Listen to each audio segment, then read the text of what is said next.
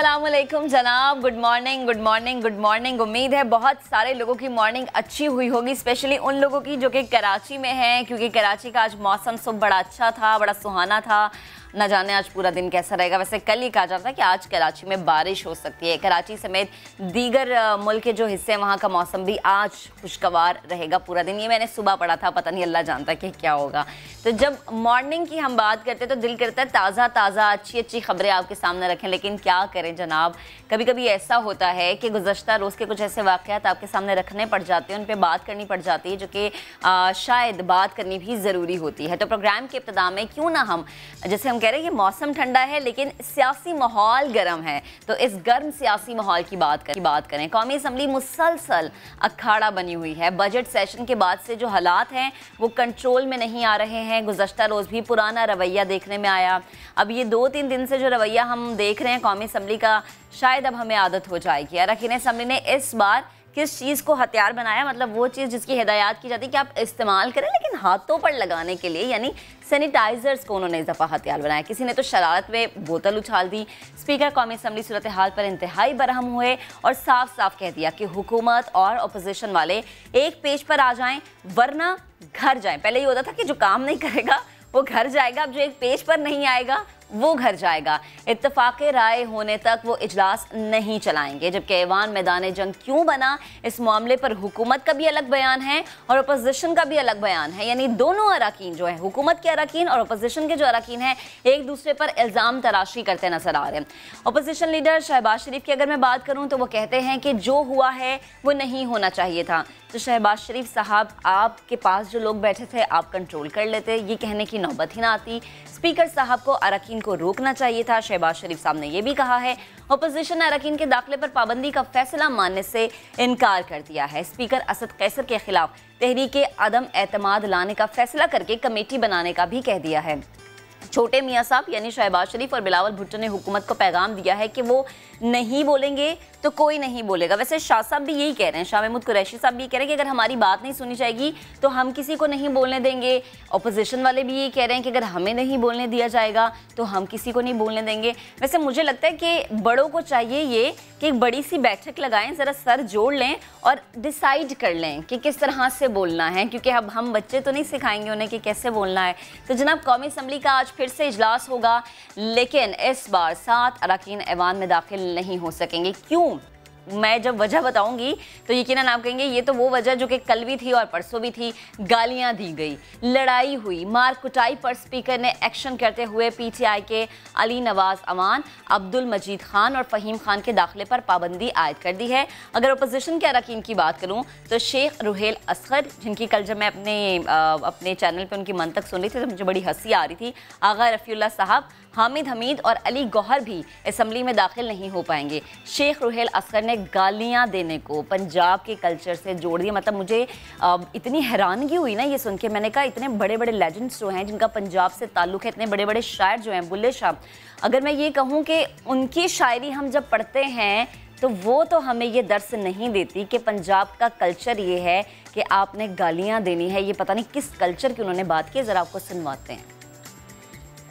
सबकी फैमिली ने देखी गालियां देना अच्छा पंजाब का कल्चर, पंजाब का कल्चर, पंजाब का कल्चर। साबका वज़ीर आज़म पर हाथ उठाया गया, एक सेनेटर पर हाथ उठाया गया, एक आपके मेंबर कौमी असेंबली और जनरल सेक्रेटरी हैं, सेक्रेटरी जनरल है इस जमात के मुस्लिम लीग, उन पर हाथ उठाया गया। अच्छा, मैं खामोश रहता, चुप करके तमाशा देखता।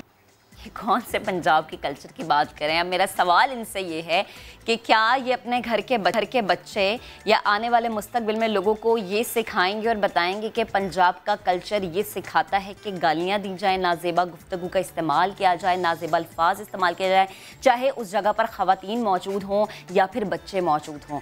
मौजूदा सियासी सूरत हाल पर खान साहब ने सर जोड़ लिया है।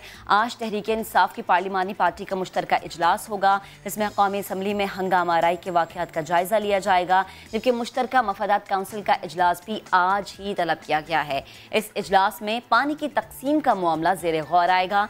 चारों सूबों के वज़राए आला भी शरीक होंगे और अल्लाह करे कि ये जो तकसीम है मुनसिफाना इस लिहाज से हो कि सिंध को कोई शिकायत ना हो, क्योंकि सिंध का पानी जाता कहाँ है कुछ समझ नहीं आता। अब कुछ बात कर लेते हैं पाकिस्तान की बेहतरीन खारजा पॉलिसी की और ख़ित्ते में मजबूत होती हुई पोजीशन की। वज़ीर ख़ारजा शाह महमूद कुरैशी आज टर्की के 4 रोज़ा दौरे पर रवाना होंगे और शाह महमूद कुरैशी साहब अंतालिया डिप्लोमेट से खिताब करेंगे। एशिया में इलाकाई ताउन के जो मुज़ाकरे हैं उसमें मईशत और तरक्की के विजन पर रोशनी भी डालेंगे। वैसे जो पाकिस्तान की मौशी पॉलिसी है उसका पूरी दुनिया में हम देखते हैं कि डंका बजता है। अब लोग उसके मुख्तलिफ नज़र आते हैं क्योंकि वो ममालिक भी अब पाकिस्तान से रब्ता करते हैं जो कि नहीं किसी वक्त में नहीं करना चाहते थे। अब ज़रा मैं जिक्र करूँगी उस लेजेंड का जिसका जब जब नाम आता है तो हर आंख अश्कबार होती है। मकबूल तरीन टेलीविज़न मेज़बान तारिक अज़ीज़ साहब की आज पहली बरसी मनाई जा रही है। तारिक साहब हर टीवी या रेडियो प्रेजेंटर के हमेशा से आइकॉन पर्सनालिटी रहे हैं। हम सब ने उनसे बहुत ज़्यादा सीखा है। उनका प्रोग्राम जिसने शोहरत की बुलंदियों को छुआ नीलाम घर, और इस नीलाम घर को जब हम देखते थे बचपन में तो तारिक अज़ीज़ साहब का जो मुनफरिद अंदाज़ था वो सबको भाता था। 4 दहाइयों तक टेलीविज़न स्क्रीन पर राज किया। इनका मुनफरिद अंदाज़ आज भी लोगों के दिलों पर नक्श है। जब भी इनकी आवाज़ कानों में आती है तो यकीन करें हमें ये नहीं होता कि ज़रा हम पहचान लें कौन है, फ़ौरन पता चल जाता है तारिक साहब हैं। उनकी कुछ यादें आपसे शेयर कर लेते हैं। क्या मुनफरिद अंदाज उनके सलाम का। अब जरा आगे बढ़ते हैं और जल्दी से खेल के मैदान से आपको खबर देते हैं। PSL 6 में कोयटा ग्लेडिएटर्स का सफर तमाम हुआ। मुल्तान सुल्तान्स ने 110 रन से कोयटा ग्लेडिएटर्स को शिकस्त दे दी। आज इस्लामाबाद यूनाइटेड और पेशावर ज़ल्मी आमने सामने होंगे। कराची किंग्स और लाहौर कलंदर्स का मुकाबला भी होगा। वैसे मैं ज़ाती तौर पर चाहती थी कि कोयटा ग्लेडिएटर्स जीते, लेकिन मैंने जब भी कभी PSL में किसी टीम को सपोर्ट किया वो हमेशा हार जाती है। तो जनाब जब हमने प्रोग्राम का आगाज़ किया था हमने कौमी असम्बली की बात की थी। वो ऐवान जिसका जिसकी जो इज़्ज़त है, जिसका जो तक़द्दुस है वो हमारे लिए बहुत ज़्यादा अहमियत का हामिल है। स्पीकर कौमी असम्बली असद कैसर जानिबदार करार दे दिए गए हैं। क्या वो नाकाम हो गए? ये हम नहीं, अपोजिशन सवाल उठा रही है। अपोजिशन ने तहरीक अदम एतमाद लाने का ऐलान कर दिया है। तय हो गया है कि अगर अपोजिशन रहनुमाओं को बात ना करने दी गई तो हुकूमती अरकान के जो बेंचेस हैं वहाँ से भी आवाज़ नहीं आएगी, यानी वो भी नहीं बोल सकेंगे। आपको उस्मान खान की रिपोर्ट दिखा देते हैं। पार्लिमान को अखाड़ा बनाकर रुकन पहलवान सियासी दंगल। नई सूरत हाल के तनाजुर में हिज़्ब इख्तिलाफ का हदफ तब्दील। अपोजिशन लीडर के चैम्बर में मुतहिदा अपोजिशन की बैठक में स्पीकर के खिलाफ तहरीक अदम एतमाद लाने का फैसला। शाजिया मरी, नवीद कमर, राजा परवेज अशरफ, अयाज सादिक, राना सनाउल्लाह और JUI के 2 अरकान पर मुश्तमिल कमेटी तश्कील दे दी। तो अरकान कौमी असम्बली की आंखें और अरकान कौमी असम्बली के जो था निशाने पर हमने देखा कि रहीं गुज़श्ता रोज़ मलाइका बुखारी और आज अकरम चीमा की आंख पर चोट लगी। वैसे मुझे शहबाज गिल साहब भी याद हैं कि जब वो आंख पे पट्टी बैठ के बांध के प्रेस कॉन्फ्रेंस कर रहे थे। लेकिन अफसोस की बात ये है कि क्या ये रवैया जो कि हमने देखा 2 दिनों से, ना सिर्फ हमने कौमी असम्बली में देखा बल्कि हमने देखा कि जब सिंध में बजट हो रहा था, बजट पेश किया जा रहा था, तो सिंध असम्बली के भी यही हाल थे। मतलब ऐसे ऐवान जिनके बारे में बात की जाती है जहाँ पर कानून साजी होनी चाहिए, लेकिन वहाँ पर जब इस तरह के मामलात आते हैं, इस तरह के मामलात होना शुरू होते हैं, तो क्या ये हमें सिखाते हैं कि आने वाले वक्त में हम अपना हक़ राय दही यानी वोट देते हुए ये सोच लें कि आया हम ऐसे लोगों को वोट दे रहे हैं जिन्होंने जाकर कल कौमी असम्बली में इस तरह से धींगा मुश्ती करनी है, एक दूसरे पर हाथ उठाने हैं, जो है बजट की कॉपियाँ फेंकनी है, चाहे उस पर अल्लाह पाक का नाम लिखा हो या ना लिखा हो। इस सोच से बालातर सिर्फ अपने मफाद को सामने रखना है। मैं किसी एक के बारे में बात नहीं कर रही हूँ, लेकिन एटलीस्ट हमें ये सोचना चाहिए कि हम जिस मुआशरे की बात करते हैं ना, और कभी हम कह देते हैं जी कि उस मुआशरे में पंजाब का कल्चर अगर शामिल है तो वो गालियाँ देने पे मबनी है, तो ऐसा नहीं है। हमारा मुआशरा तो इतना महज़्ज़िब है जो कि बताता है ये कि औरत की इज़्ज़त करनी है। तो जहाँ औरतें मौजूद हों वहाँ इस तरह से गालियाँ देना और इस तरह से आगे बढ़ने से बेहतर ये है कि थोड़ा सा बताएं कि आपका ब्रॉटअप ज़रा अच्छा रहा है। कौमी असम्बली में जो तूफ़ान बदतमीज़ी बरपा हुआ, गालियाँ चली, नून लीग के रोहेल असगर से जब सवाल किया गया तो उनकी जो मंतक थी वो तो मुझे बड़ी अजीब लगी। उन्होंने कहा जी ये पंजाब का कल्चर है, मतलब मैं अगर ये कहूँ कि मैं पंजाब से हूँ तो मैंने तो आज तक अपने कल्चर में ये नहीं देखा कि गालियाँ दें तो पंजाब के कल्चर से आपका ताल्लुक है। जनाब मुआवने खुसूसी शहबाज गिल का रद्द-ए-अमल भी सामने आ गया। उनका ये कहना है कि पंजाब का कल्चर मोहब्बत और इज्जत का है। बिल्कुल, हमने भी यही सीखा बचपन से, माओ बहनों को गालियां देने का नहीं है। मतलब इतने इतने बड़े जो शौरा हैं, इतने इतने बड़े जो लोग हैं जिनका पंजाब से ताल्लुक है, आपने क्या कभी भी उनकी किताबें पढ़ते हुए या कभी भी अगर आप उनकी गज़लें पढ़ें तो आप ये देखते हैं कि वो ये बताते हैं कि जी पंजाब का कल्चर तो मुकम्मल ही तब होता है जब तक आप गाली नहीं दे दे। तो मुझे ये लगता है कि शायद रुहेल असगर साहब ने गलती कर दी है पंजाब के कल्चर को समझने में। मैं कहूँगी एक दफ़ा ज़रा पढ़ लें, अगर बाबा बुल्ले शाह कोई पढ़ लेंगे तो पंजाब का कल्चर बहुत अच्छे तरीके से उन्हें समझ आएगा। मुआवने खुसूसी बराए वज़ीर आला पंजाब फिरदौस आशिक अवान साहिबा ने हमें ज्वाइन किया। फिरदौस साहिबा बेहद शुक्रिया आपके वक्त का। ये जो रुहेल असगर साहब बात कर रहे हैं ना, मेरे तो दिल को ऐसी लगी कि मैंने कहा ये किस कल्चर की इन्होंने बात की है कि जिसमें ये कह रहे हैं कि पंजाब का कल्चर ही है कि आप गालियां दें और गालियां देना पंजाब के कल्चर का हिस्सा है। किस तरह से देख रहे हैं आप इनके इस बयान को? बिस्मिल्लाहिर्रहमानिर्रहीम। पहली बात तो ये है कि आपको पता है कि जिस तरह का ईवान को अपोजिशन में वज़ीर आज़म इमरान खान के अवाम दोस्त बजट को पेश करने के बाद अखाड़ा बना लिया है। पहले इनको ये था कि ये मईशत जिसको हम जख्मी करके गए हैं इसको वापस पाँव पे खड़ा करना और इस मुल्क को तरक्की और खुशहाली की राह पे डालना जो है ये नामुमकिन हो गया, क्योंकि ये जानबूझ के दानिस्ता तौर पे ऐसी कारस्तानियां करके गए, ऐसे प्रोजेक्ट करके गए कि जिसकी अल्टीमेटली कीमत जो थी 3 साल ये हुकूमत अदा करती रही और उन कर्जों के बोझ के तले दबी रही और जो रेवेन्यू थे वो इनके लिए हुए कर्जों का किस्तें अदा करने में और कर्जे लेके इनके कर्जों की किस्तें अदा करने में हम मसरूफ अमल रहे। ये पहला बजट है जिसके अंदर जो है पाकिस्तान तहरीक इंसाफ ने अपने मंशूर की झलक दिखाई है। ये वो पहला बजट है 3 साल के बाद के मईशत की बहाली के बाद जो पंजाब के अंदर 1200 अरब का हमारा जो शॉर्टफॉल था, जिसके अंदर इन्होंने खसारा छोड़ा हुआ था, उस बजट को हमने 53 बिलियन का सरप्लस बजट पेश किया। तो ऐसी सूरत हाल में ये बजट के अंदर अवामी फलाह बहबूद के मंसूबे इनसे हजम नहीं हो रहे और ये बजाय इसके कि उस बजट के साथ मजीद अवाम की बेहतरी के लिए को लाए अमल को हिकमत अमली को वे फॉरवर्ड बनाए, ये दिंगा मुश्ती को उतराया। ये वहाँ पे गुंडागर्दी करके अब उस अवामी रिलीफ के रास्ते में रुकावटें खड़ी कर रहे हैं।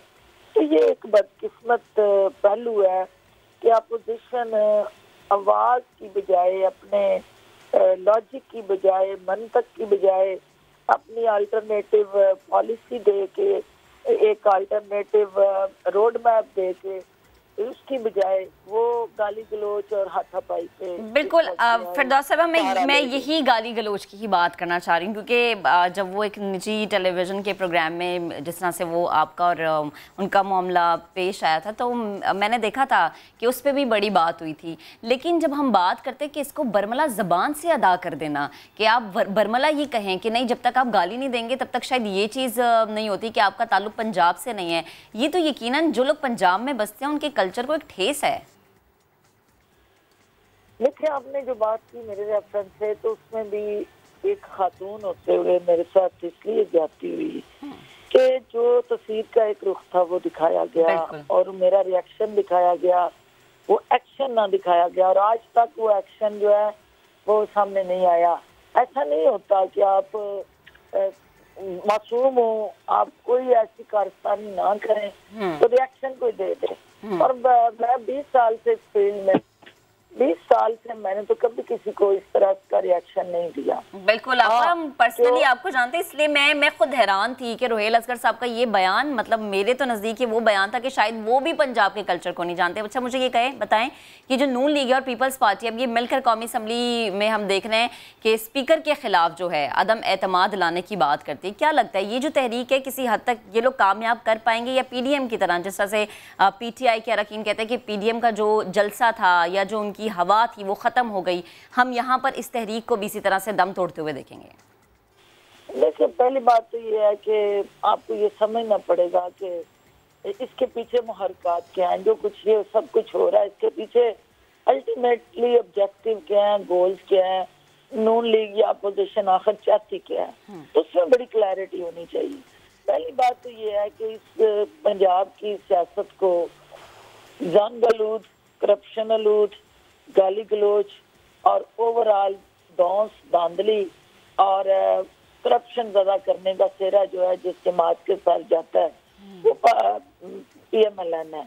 और PMLN ने पाकिस्तान की सियासत को जिस तरह से अनफॉर्चुनेटली वो छांगा मांगा की सियासत हो, वो सुप्रीम कोर्ट पे हमले की सियासत हो, वो चमक की जजों को खरीदने की सियासत हो, वो IGI बना के पैसे दे के सियासी जमातों को करप्शन पैदा करने की सियासत हो, गर्द के निचली सतह पे कब्जा माफिया और जगह जगह मनशियात फरोशी, और जहां भी आपका एक मुजरम और ऐसा जराइम पेशा अफराद की हिस्ट्री अगर आप उनके ताने बाने जोड़ते हैं तो आपको पीछे नून लीग खड़ी नजर आती है। जिस जमात ने सियासत के अंदर जराइम को फरोग दिया सिर्फ और सिर्फ इक़्तिदार के हसूल के लिए, उसका सेहरा जो है वो नून लीग के साथ जाता है। अब ये जो पार्लियामेंट के अंदर इस वक्त अपोजिशन का ताज़ा बयानिया है कि हम स्पीकर के खिलाफ तहरीक लाएंगे, डिप्टी स्पीकर के खिलाफ जमा कराया चुके हैं, अब स्पीकर के खिलाफ इस किस्म का बयानिया लेके हुकूमत को ब्लैकमेल करना चाहते हैं। देखिए ये वज़ीर आज़म इमरान खान के जो आइडियालॉजी है, जो उनकी कमिटमेंट है, जो इस वक्त पाकिस्तान को आगे लेके जाने का उनका अंत तक मेहनत के साथ जुड़ा सफर है, ये उसको रोकना चाहते हैं। ये सिर्फ और सिर्फ अपनी जात के दर्द में मुब्तला है और कौम का मफाद और मुल्क का मफाद दाव पे लगा रहे हैं। लेकिन आपा ये अगर हम है पंजाब का कल्चर भाईचारा है, बिल्कुल ऐसा ही कल्चर जो है एक दूसरे के दुख बांटने और साझे दुखों का पाकिस्तान और पंजाब जो है उसमें नून लीग ने जो जहर घोल के इस सियासत को जो है इंतहा पसंदी की तरफ ले गई है, ये पंजाब का कल्चर नहीं है। और इसकी जितनी भी मजम्मत की जाए कम है। मैं उस 20 साल पार्लियामेंट के अंदर रह के आई हूँ, उस पार्लियामेंट के अंदर इस तरह का रुझान और रवैया कभी नहीं देखने को मिला कि खवातीन की जिस तरह से चादर और चार दीवारी के तकद्दस को पमाल करने की हुकूमती और अपोजिशन MNA की इस तरह की कोई सोच हो या कोई भी ऐसा रवैया जो पार्लिमानी रवायात को मजरू करे, यहाँ तक कि मुशर्रफ के दौर में जो हमारी अपोजिशन उस वक्त जमहूरियत पे और पार्लियामेंट पे हमला समझती थी, उन हालात में भी उस 2002 की असेंबली में भी कभी आपने ऐसा नहीं देखा कि अपोजिशन जो है इस तरह इंतहा पसंदी। बिल्कुल। अब आप हम देखते थे कि जब भी कभी यहाँ पर अगर आवाज़ें बुलंद होती थी तो सिर्फ नारेबाजी तक रहती थी। इस तरह के हालात हमने तो कभी नहीं देखे, लेकिन जो अब हालात पैदा हो गए, मैं ये सोचती हूँ कि न जाने इंटरनेशनल मीडिया पर हमारे मुल्क के इस बड़े ऐवान के हवाले से क्या क्या खबरें गर्दिश करेंगी और क्या क्या बताया जाएगा कि हुकूमती बेंचेस से भी लोग खड़े थे, अपोजिशन से भी लोग खड़े थे, यानी कोई एक जो है ये समझने को तैयार नहीं था कि इस जगह का एहतराम कितना लाजिम है। बेहद शुक्रिया, आप गुफ्तगू कर रही थी और जिस तरह कि आप बता रही थी कि जो हमारा पंजाब है जो कि आबादी के लिहाज से सबसे बड़ा सूबा है, कल्चर ही ये कि मोहब्बत और भाईचारे का। आगे बढ़ते हैं जनाब, हम सबको पता है कि शुएब जो है खैबर पख्तूनख्वा की सैर पर मौजूद है और वहाँ पे सैर करते करते वो बादशाही दौर में पहुँच गए हैं।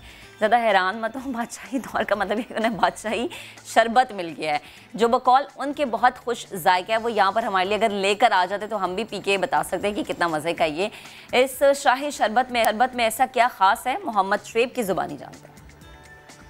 हर शहर की अपनी एक होती है, हर शहर का एक शरबत भी ख़ास होता है। यूँ तो हर घर में लाल शरबत होता है, बड़ा पसंद किया जाता है, लेकिन चूँकि हम मौजूद हैं पेशावर में, रोज़ाना कुछ दिखाता हूँ आपको नया।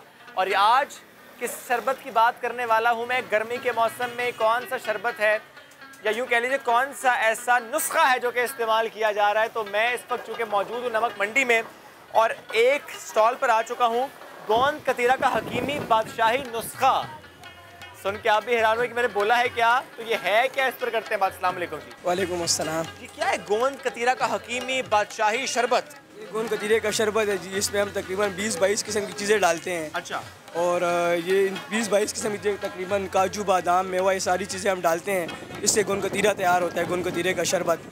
तो मैं आपको दिखाता हूँ चलें किस तरह बनता है। ठीक है जी, अब वो बना रहे हैं शरबत इस प्याले में, और ये शरबत कैसे बनता है ज़रा देखते हैं। प्लीज़ आप शुरू कीजिए, हम साथ साथ। ये मैंने सबसे पहले डाल दिए मेवे, मेवा डाल दिया जी। ठीक है, ठीक है जी, 10 एक दाने डाल दिए, तिल और चार मगज डाल दिए, ठीक है, 4 मगज डाल दिए, काजू डाल दिए, काजू आ गया, ये खजूर डाल दिए, खजूर आ गई, यानी ताकतवर, ये करौंदा डाल दिया। ठीक है, ये अशरफी डाल दिया, करौंदा भी आ गया, अशरफी भी आ गई, मुंह में पानी भी आ ये गया, हो गया खुरमानी। क्या ठीक बात है।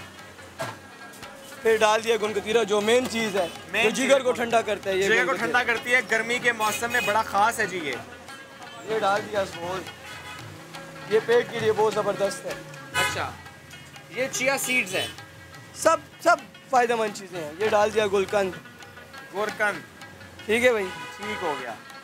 अब बर्फ़ डाल देंगे, बर्फ डालेंगे, खुशबू के लिए क्या डालेंगे? खुशबू के लिए हम आपके संदल डाल देंगे। चलें जी, बर्फ भी हो गई और संदल का शरबत डाल दिया खुशबू के लिए।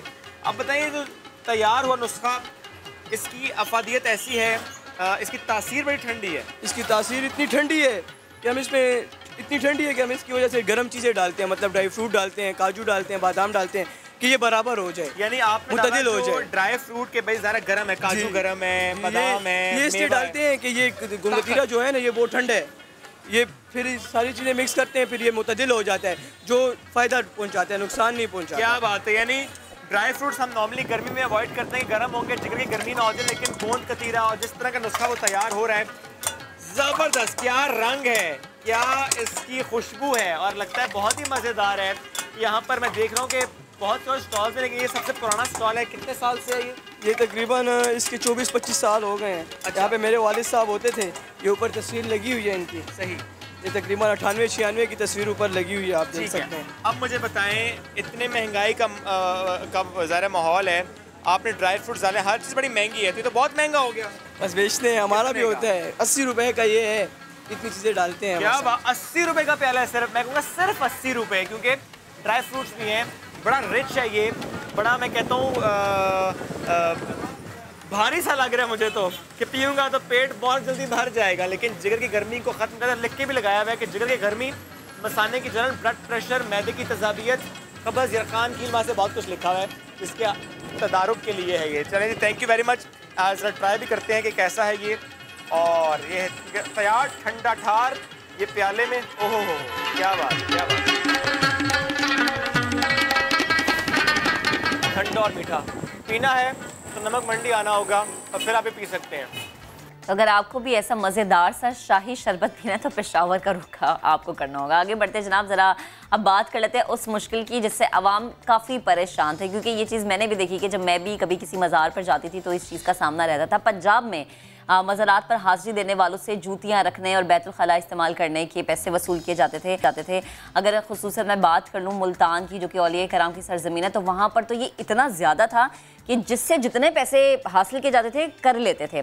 और जब हम लाहौर का रुख करते हैं तो वहाँ पर दाता दरबार हो जाए, बीबिया पाक दामन हो जाए या बादशाही मस्जिद हो जाए, वहाँ पर जाने वाले ऐसे अफराद जिनका ताल्लुक लाहौर से नहीं होता था, दूसरे शहरों से वो आते थे, तो उन्हें लूटा जाता था। जूतियाँ रखने के नाम पर, बैतुल खला इस्तेमाल करने के नाम पर 100 या फिर जनाब 120 या जितना वो वसूल कर सकते थे, जितना वो बटोर सकते थे, बटोरते थे। लेकिन अब ऐसा नहीं होगा, क्योंकि पंजाब में मज़ारात पर जूतियों और बैतुल खला के पैसे वसूल करना जो है गैर कानूनी करार दे दिया गया है। अदालती हुक्म पर शहरी कितने खुश है, क्या कहते हैं, जरा आपको दिखाते हैं। जी, किसी भी मज़ार पर आना हो, वहाँ पर जाकर हाज़िरी देनी हो, सबसे पहले आपको वहाँ पर पार्किंग स्टैंड का रुख करना पड़ता है। आप बाइक पर हैं या गाड़ी पर हैं, वहाँ पर अपनी गाड़ी या मोटरसाइकिल बाइक करेंगे, वहाँ पर फिर आप पैसे देंगे। उसके बाद जब अपने मज़ार की तरफ जाना है, मज़ार में दाखिल होंगे तो बारी आ जाएगी जूतों की हिफाजत की। जैसे ही आप जूते उतारेंगे, वहाँ पर भी लोग बैठे हुए आपके जूतों की हिफाजत के लिए, वो भी आपसे जूतों की हिफाजत के पैसे बटोरेंगे। जबकि उसके बाद अगर आप मज़ार शरीफ पर आए हैं, हाज़िरी दी है, आपने सलाम किया है, तो अगर आपको रफ़ा हाजत महसूस होती है तो वाशरूम का इस्तेमाल करना पड़ता है, तो वाशरूम के इस्तेमाल पर भी आपको पैसे देने पड़ेंगे यहाँ पर।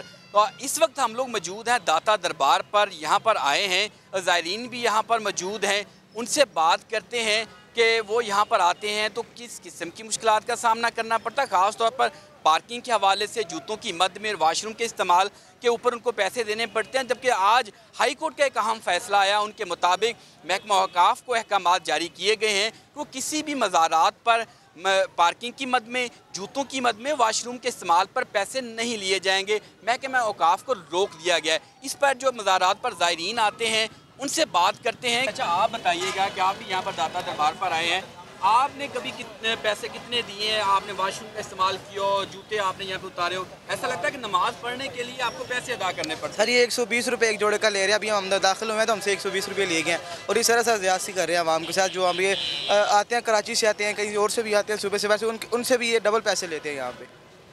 बिल्कुल, ज़ायरीन का कहना है कि यहाँ पर आते हैं लेकिन 10 रुपये जो वाशरूम के इस्तेमाल पे लिखे हैं और जूतों के लिए, लेकिन उससे ज़्यादा जो ख़ास तौर पर बैरून शहर से लोग आते हैं, ज़ायरीन यहाँ पर आते हैं, उनसे ज़्यादा पैसे बटोरे जाते हैं। महकमा औकाफ को यह हिदायत की गई है कि वो 15 दिन के अंदर अंदर पार्किंग स्टैंड पर, जूतों के स्टैंड पर और ख़ास तौर पर वाशरूम का जो इस्तेमाल है वहाँ पर अपने लोगों को बिठाए, अपने लोगों को तैनात किया जाए, ताकि जो ज़ायरीन यहाँ पर आते हैं अपनी अकीदत का इजहार करने के लिए, उनकी जेबों पर डाका ना डाला जाए, उनकी जेबें यहाँ पर खाली ना की जाएँ।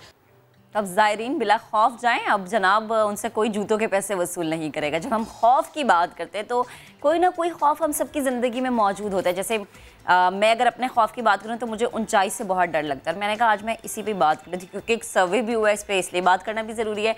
ऊंचाई का खौफ एक ऐसी कैफियत है जिसमें मुतासरा फ़र्द को ऊंची जगह पर खड़े होने से डर लगता है और ये डर इतना शदीद होता है कि इसमें सोते वक्त भी आपको ऐसा होता है कि आप ऊंचाई से नीचे गिर रहे हैं या शायद आप कहीं से गिरना शुरू हो गए हैं। किसी बुलंदी के मकाम पर अगर आप खड़े हैं तो वहाँ से गुजरना आपके लिए बहुत मुश्किल हो जाता है। ख्वाब में भी आपको बेचैन कर देती है ये चीज़, और जब आप ख्वाब में इस तरह की चीज़ें देखते हैं तो यकीन करेंगे सारा दिन यही सोचते रहते हैं कि अल्लाह ये हुआ क्या हमारे साथ। ये जिस चीज़ की मैं बात करी हूँ सैक्रोफोबिया या फिर हाइट फोबिया कहते हैं, और जब पाकिस्तान में इसका ताज़ा सर्वे किया गया तो यकीन करें हर 10 में से 4 जो पाकिस्तानी हैं वो इसमें मुब्तला नज़र आते हैं। और ये शायद बचपन से या फिर आपको बुलंदी से डर इसलिए लगता है क्योंकि बचपन में आपने कोई ऐसा खेल नहीं खेला होता। मेरे मुताबिक तो ये है कि शायद आपने कोई ऐसा खेल नहीं खेला होता, ये कोई एक्टिविटी नहीं की होती कि आपके दिल से ये खौफ निकले। जैसे कि ये खौफ है, इस तरह बहुत सारे लोगों को पानी से भी डर लगता है। तो जब ये सर्वे किया गया तो उसके मुताबिक 41% जो पाकिस्तानी हैं उन्होंने इस डर का इजहार किया, यानी उन्हें बुलंदी से, उन्हें ऊंचाई से डर लगता है। इसी पर बात करने के लिए executive director Gallup Pakistan Bilal Gilani ने हमें ज्वाइन किया। बिलाल अस्सलाम वालेकुम, गुड मॉर्निंग, कैसे हैं आप? ठीक, अच्छा बिलाल से बात करेंगे। बिलाल मुझे सबसे पहले तो ये बताएं कि आपको ऊंचाई से डर लगता है? क्योंकि मुझे तो बहुत डर लगता है और मुझ समेत मैं जितने लोगों से मिलती हूँ और कभी मैं उनसे ये डिस्कस करूँ ना कि ऊंचाई पे खड़ा होना बहुत ज़्यादा मुश्किल है, वो इसलिए क्योंकि डर है। तो क्या ये आपके दिल में भी ऐसा डर मौजूद है? जी, आपने काफ़ी इंटरेस्टिंग सवाल किया। मुझे तो काफ़ी डर लगता है एक्चुअली हाइट से, बुलंदी से। कभी भी ये पहाड़ी इलाकों में चला जाऊँ तो मैं पहाड़ के नीचे देखने में एक्चुअली काफ़ी हिचकिचाहट महसूस करता हूँ। अच्छा बिलाल, इस सर्वे में कितने शहरियों से ये सवाल किया गया? क्योंकि जब हम ये सवाल करते तो बहुत सारे लोग ये छुपाते भी है कि उन्हें डर किसी चीज़ से नहीं लगता। और साथ ही मुझे ये भी बताएं कि शहरी और जो देही इलाके हैं उनमें इस डर को पाने वाले लोगों का कितना तनासुब था? जी, हम भी काफ़ी खुश टॉपिक्स के ऊपर भी सर्वे करते रहते हैं और भी दीगर इदारे खुश्क सर्विस करते हैं कोई ऐसे जो आम पाकिस्तानी के इंटरेस्ट के हों। तो हमने सोचा कि कोई दिलचस्प मौज़ूआत पर भी आम पाकिस्तानी से पूछना चाहिए और हर वक्त जो है सियासी अमूर के बारे में परेशान नहीं रहते, बल्कि इंटरेस्टिंग सवालात भी लोगों तक पहुंचने चाहिए कि आवाम क्या सोचते हैं। तो तकरीबन कोई 1500 अफराद पे सर्वे किया गया, फ़ोन पे सर्वे किया गया। चारों सूबों के लोग इसमें शामिल थे, अर्बन इलाके और रूरल इलाकों के लोग भी शामिल थे। और आप जानते हैं कि जो पाकिस्तान का सेंसस रिसेंटली हुआ है तो उसमें तकरीबन 60% पाकिस्तानी अभी भी गाँवों में रहते हैं। तो हमारे सर्वे में भी 60% पाकिस्तानी गाँवों से थे, 40% शहरों से थे। बड़े और छोटे शहरों का तनासुब भी ऐसा ही रखा गया जैसे पाकिस्तान के सेंसस में है। यही हमारा सर्वे का असूल है। ठीक, और सर्वे से ये क्या पता चला है कि ऊंचाई से मर्दों को ज़्यादा डर लगता है या ख़वातीन को? ये फाइंडिंग्स काफ़ी एक्चुअली दिलचस्प थी। तो हमने जो सवाल किया कि आपको हाइट से डर लगता है, तो तकरीबन 41% पाकिस्तानियों ने कहा कि हाँ हाइट से डर लगता है। ये तनासब ख़वातीन में ज़्यादा था, तकरीबन 51% ख़वातीन में था, फिर अराउंड मिड 30s में मर्दों में था। हमने सवाल में ये भी देखा कि अर्बन और रूरल इलाके यानी देरी और शहरी इलाकों में कोई डिफरेंस पाया जाता है। शहरी इलाकों के लोग बड़ी बड़ी ऊंची ऊंची इमारतों में रहते हैं, तो क्या उनका खौफ उससे कम हो जाता है? तो देखने में ये आया कि एक्चुअली ऐसा नहीं है, खौफ कम नहीं होता। एक तकरीबन 41% पाकिस्तानी गाँवों में रहने वाले, 41% पाकिस्तानी शहरों में रहने वाले खौफ ज़दा हैं हाइट से। हमने एक्चुअली ये भी देखा कि शायद ये भी एक वजह है कि पाकिस्तान में लोग ऊंची इमारतों में नहीं रहते, क्योंकि उनको 41% का ही बड़ी शरह है, लोगों को डर लगता है। अब इसमें जो इंटरेस्टिंग एक और पहलू इसका ये भी था कि जैसे जैसे उम्र बढ़ती जाती है, जो खौफ है हाइट से उसमें इजाफ़ा होता है। तो 18 से 30 साल के अफराद में शरह जो है वो कम पाई गई खौफ की, और ऐसे लोगों जिन्होंने कहा कि हम बड़े निडर हैं वो यंग लोगों में ज़्यादा थे। और जैसे जैसे उम्र उधेड़पन की तरफ जाती है तो आई थिंक इंसान ज़रा कॉशियस भी हो जाता है, ज़िम्मेदारियाँ भी बढ़ जाती हैं, तो इसलिए वो ज़रा एहतियात का पहलू अपने दामन से नहीं छोड़ना चाहते। ठीक है, बेहद शुक्रिया। लेकिन खौफ आपके अंदर कोई भी, उस पर काबू पाना ज़रूर सीखे। अभी एक ब्रेक लेते हैं, ब्रेक के बाद दोबारा हाजिर होंगे, हमारे साथ रहिए। वेलकम बैक जनाब। ज़रा कराची के मौसम की बात कर लेते हैं। समंदरी हवाएं मुअत्तल होने से शदीद हब्स हो गया है। महकमा मौसमियात के मुताबिक आज से शहर में मानसून का पहला स्पेल रंग जमाएगा। आंधी और गरज चमक के साथ दरमियानी दर्जे की बारिश की पेशगोई की जा रही है कि दरमियानी दर्जे की बारिश मुतवक्के है। अब देखना यह है कि बारिशों का जो स्पेल आज से शुरू होगा वो कितने दिन तक कराची में बरसता रहेगा और किस दर्जे तक की बारिश रिकॉर्ड की जा सकती है। तो समंदरी हवाएं मुअत्तल होने से शहर में शदीद हब्स हो चुका है, जिसकी वजह से लोग जो हैं थोड़ा सा इसलिए भी परेशानी का शिकार है, क्योंकि ये कहा जाता है कि बारिश से पहले अगर हब्स हो जाए और उसके बाद बारिश हो तो हब्स बारिश के बाद ज़्यादा हो जाता है।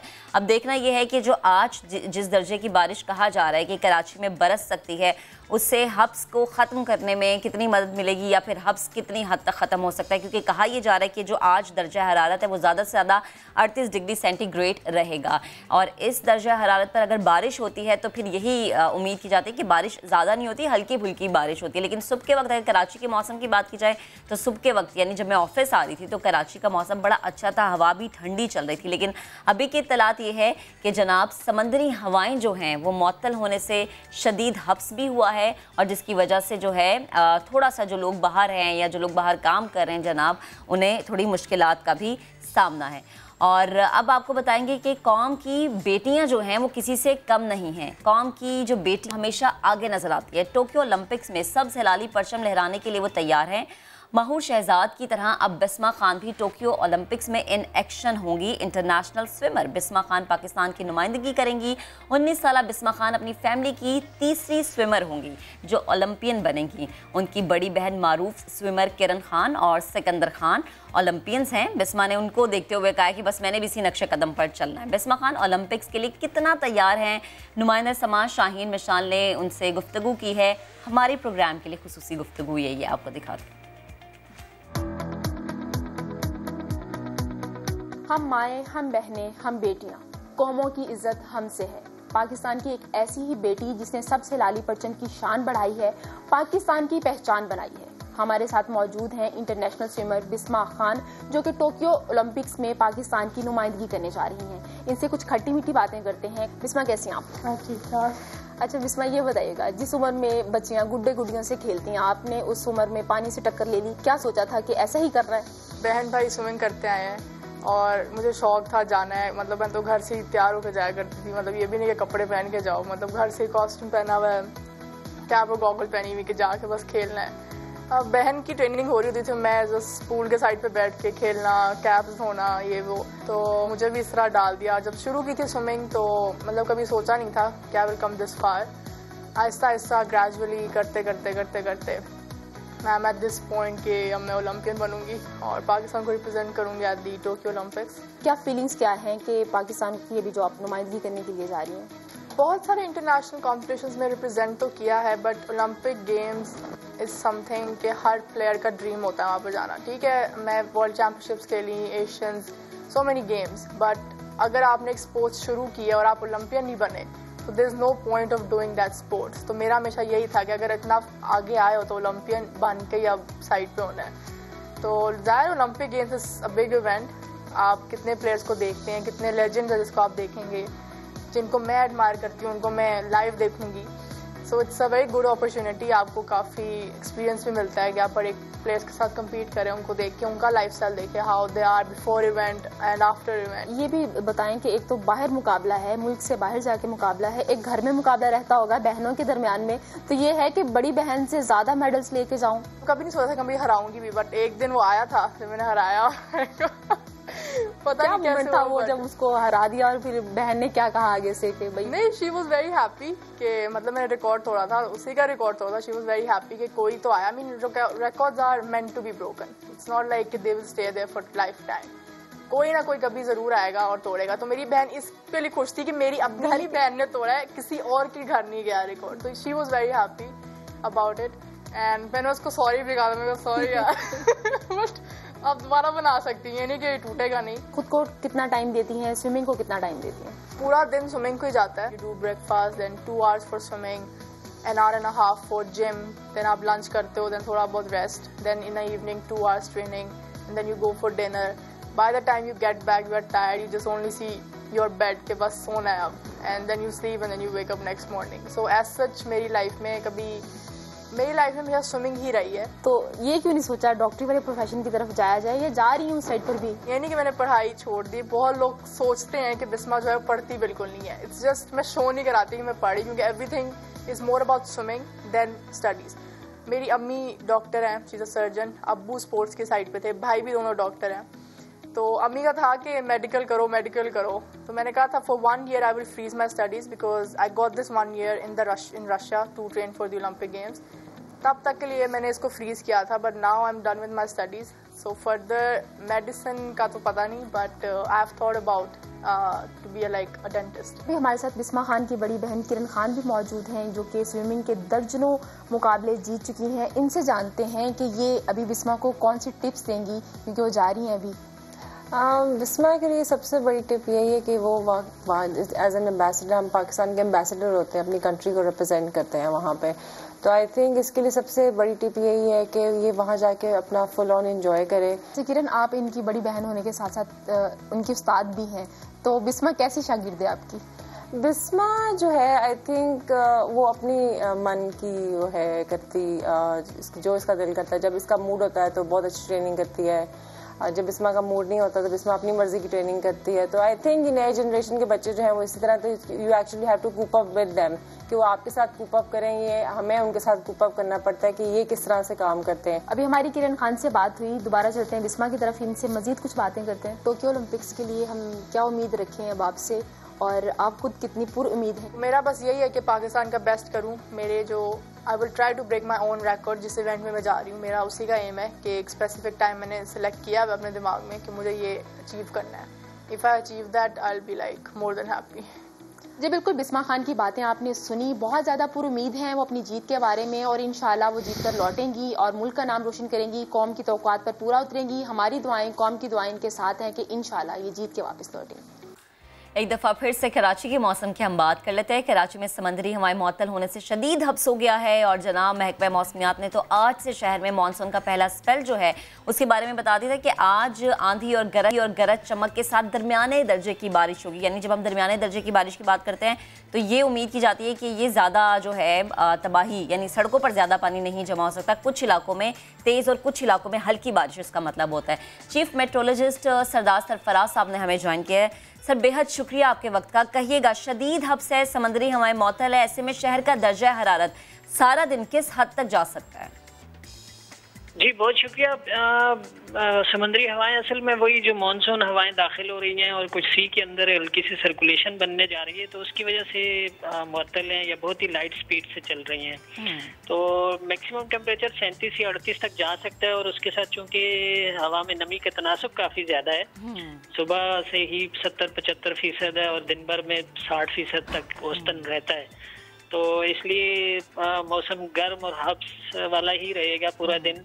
शाम में चांसेस हैं, कुछ कम ही चांसेस हैं, कराची में बारिश के कोई खास चांसेस नहीं है आज। अच्छा। लेकिन कराची के अतराफ में यानी शुमाल में सरजानी टाउन, उधर शेर शाह और आगे हॉक्स बे साइड पे मसरूर बेस से आगे आगे का जो इलाका है, और इधर फिर गडाब टाउन, बहरिया टाउन और आपका गुलशन हदीद वगैरह, इस साइड पे कुछ इम्कान है कि कुछ थंडर सेल्स बनेंगे और वहाँ पर कहीं लाइट और कहीं मॉडरेट बारिश अतराफ में हो सकती है, लेकिन आंधी चल सकती है। जी, यानी तेज़ हवा हम देख सकते हैं कि तेज़ हवा हो सकती है, लेकिन आज कराची में बारिश का कुछ कम इम्कान है। और सर अगर मैं बात करूं लाड़काना की, बदीन की, खैरपुर की, कश्मोर की, तो वहाँ के हवाले से भी यही था कि आज वहाँ पर बारिशें होंगी, तो यही है कि वहाँ पर भी हल्के दर्जे की या फिर वहाँ पर बारिश ना होने का इम्कान है? नहीं जी, वहाँ तो शुरू हो चुकी है बारिश।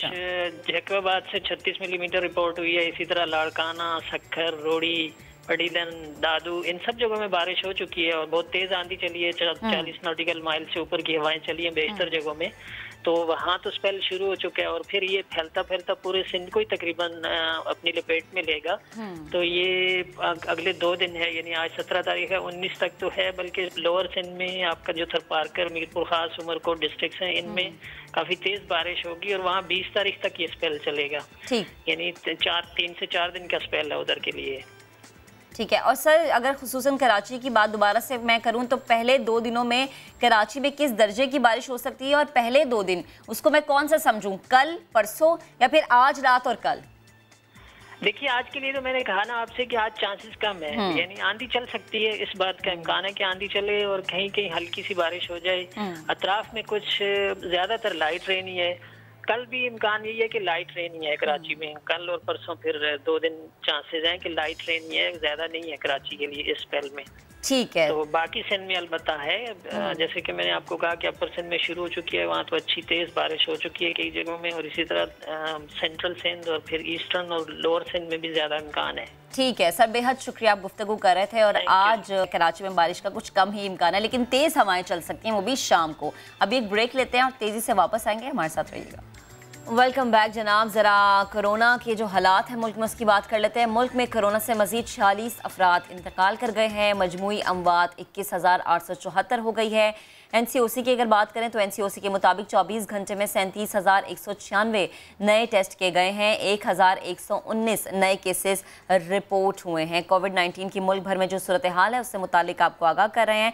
कोरोना से मजीद 46 अफराद इंतकाल कर गए हैं और इसके साथ ही साथ NCOC के मुताबिक 24 घंटे में 37,196 टेस्ट किए गए हैं, और अगर नए केसेस की हम बात करें तो 1,119 नए केसेस रिपोर्ट हुए हैं।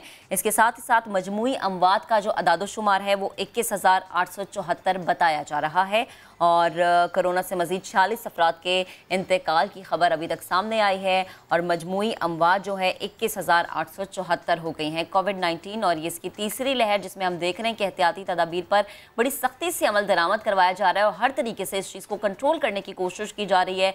जगह जगह SOPs पर अमल दरामद जो नहीं कर रहा उस जगह को या तो सील कर दिया जाता है, और वैक्सीनेशन सेंटर्स पर बेहतरीन तरीके से जो है लोगों का नाम दर्ज किया जाता है, फिर उन्हें सर्टिफिकेट लेने का कहा जाता है। निजी हो जाए या सरकारी इदारे हो जाएं, वो सर्टिफिकेट की डिमांड भी करते हैं, और इसके साथ ही साथ जो है अगर कोई वैक्सीनेट नहीं होता तो इसको बार बार तनबीह की जाती है कि जब तक वो वैक्सीनेशन नहीं करवा सकता तब तक जो है उसके बारे में कोई अच्छी राय कायम नहीं हो सकती। लेकिन जब हम वैक्सीनेशन सेंटर्स की बात करते हैं जनाब, तो वहाँ पर एक मामला जो कि आजकल ज़ेरे बहस है वो ये है कि वैक्सीन की नई खेप सिंध में क्यों नहीं आ सकी। वज़ीर आला सिंध ने इसका जिम्मेदार भी विफाक को ठहरा दिया है।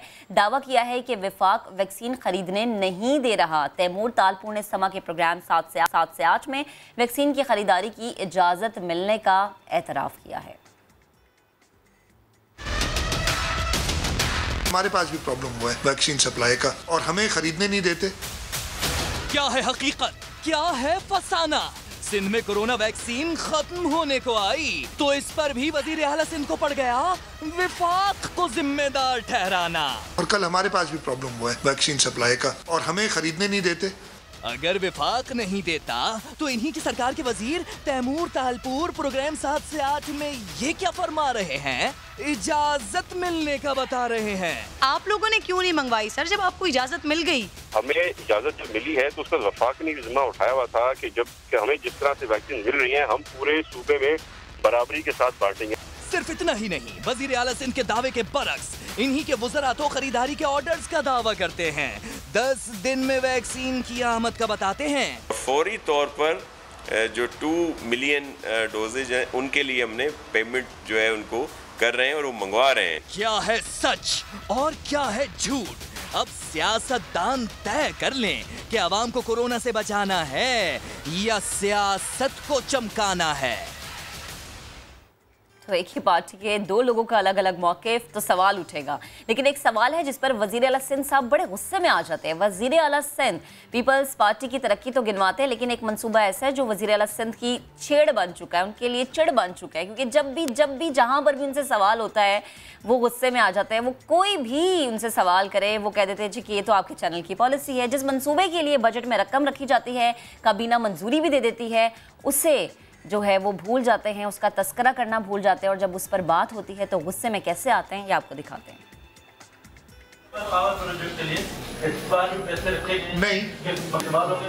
नहीं कहा, कौन सा बजट पढ़ लिया आपने?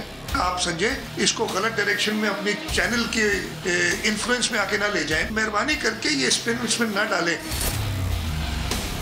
नूरियाबाद करप्शन केस मुराद अली शाह की ऐसी चिड़ बना है कि जिक्र सुनते ही सीख पा हो जाते हैं। आज भी समा का नूरियाबाद से मुताल्लिक सवाल मुराद अली शाह को नागवार गुजरा। पूछा गया था कि नूरियाबाद पावर प्रोजेक्ट को माजी में कितनी रकम दी गई और इस बजट में कितने देने का इरादा है। एक बार फिर सुनिए। नूरियाबाद पावर प्रोजेक्ट के लिए नहीं कहा, कौन सा बजट पढ़ लिया आपने? अगर नहीं कहने वाले मुराद अली शाह की याददाश्त कमजोर हो गई है तो उन्हें याद दिला देते हैं। गुज़िश्ता माली साल के बजट से ही नूरियाबाद पावर प्रोजेक्ट को 7 अरब 66 करोड़ रुपए दिए गए थे। 17 जून 2020 को सिंध काबीना के इजलास में इस रकम के इजरा की मंजूरी के दस्तावेज भी मौजूद हैं। बल्कि जून 2021 की 4 तारीख को होने वाले काबीना इजलास में भी नूरियाबाद को रकम की अदायगी एजेंडे का हिस्सा था। मगर इससे पहले नूरियाबाद पावर केस में होने वाली आम पेशरफ्त ने मुराद अली शाह को इस इरादे से बाज रखा, और वो पेशरफ्त थी साबिक चीफ सेक्रेटरी एजाज चौधरी का नैब में दिया गया बयान, जिसमें एजाज चौधरी ने कहा है कि मुराद अली शाह ने 2013 में नूरियाबाद पावर प्रोजेक्ट को गैर कानूनी तौर पर 9 अरब रुपए जारी किए थे। मुराद अली शाह के खिलाफ इस केस में ठोस सबूत आने की वजह से एहतसाब अदालत ने मुराद अली शाह पर फर्द जुर्म आयद करने के लिए 30 जून की तारीख मुकर्रर कर रखी है।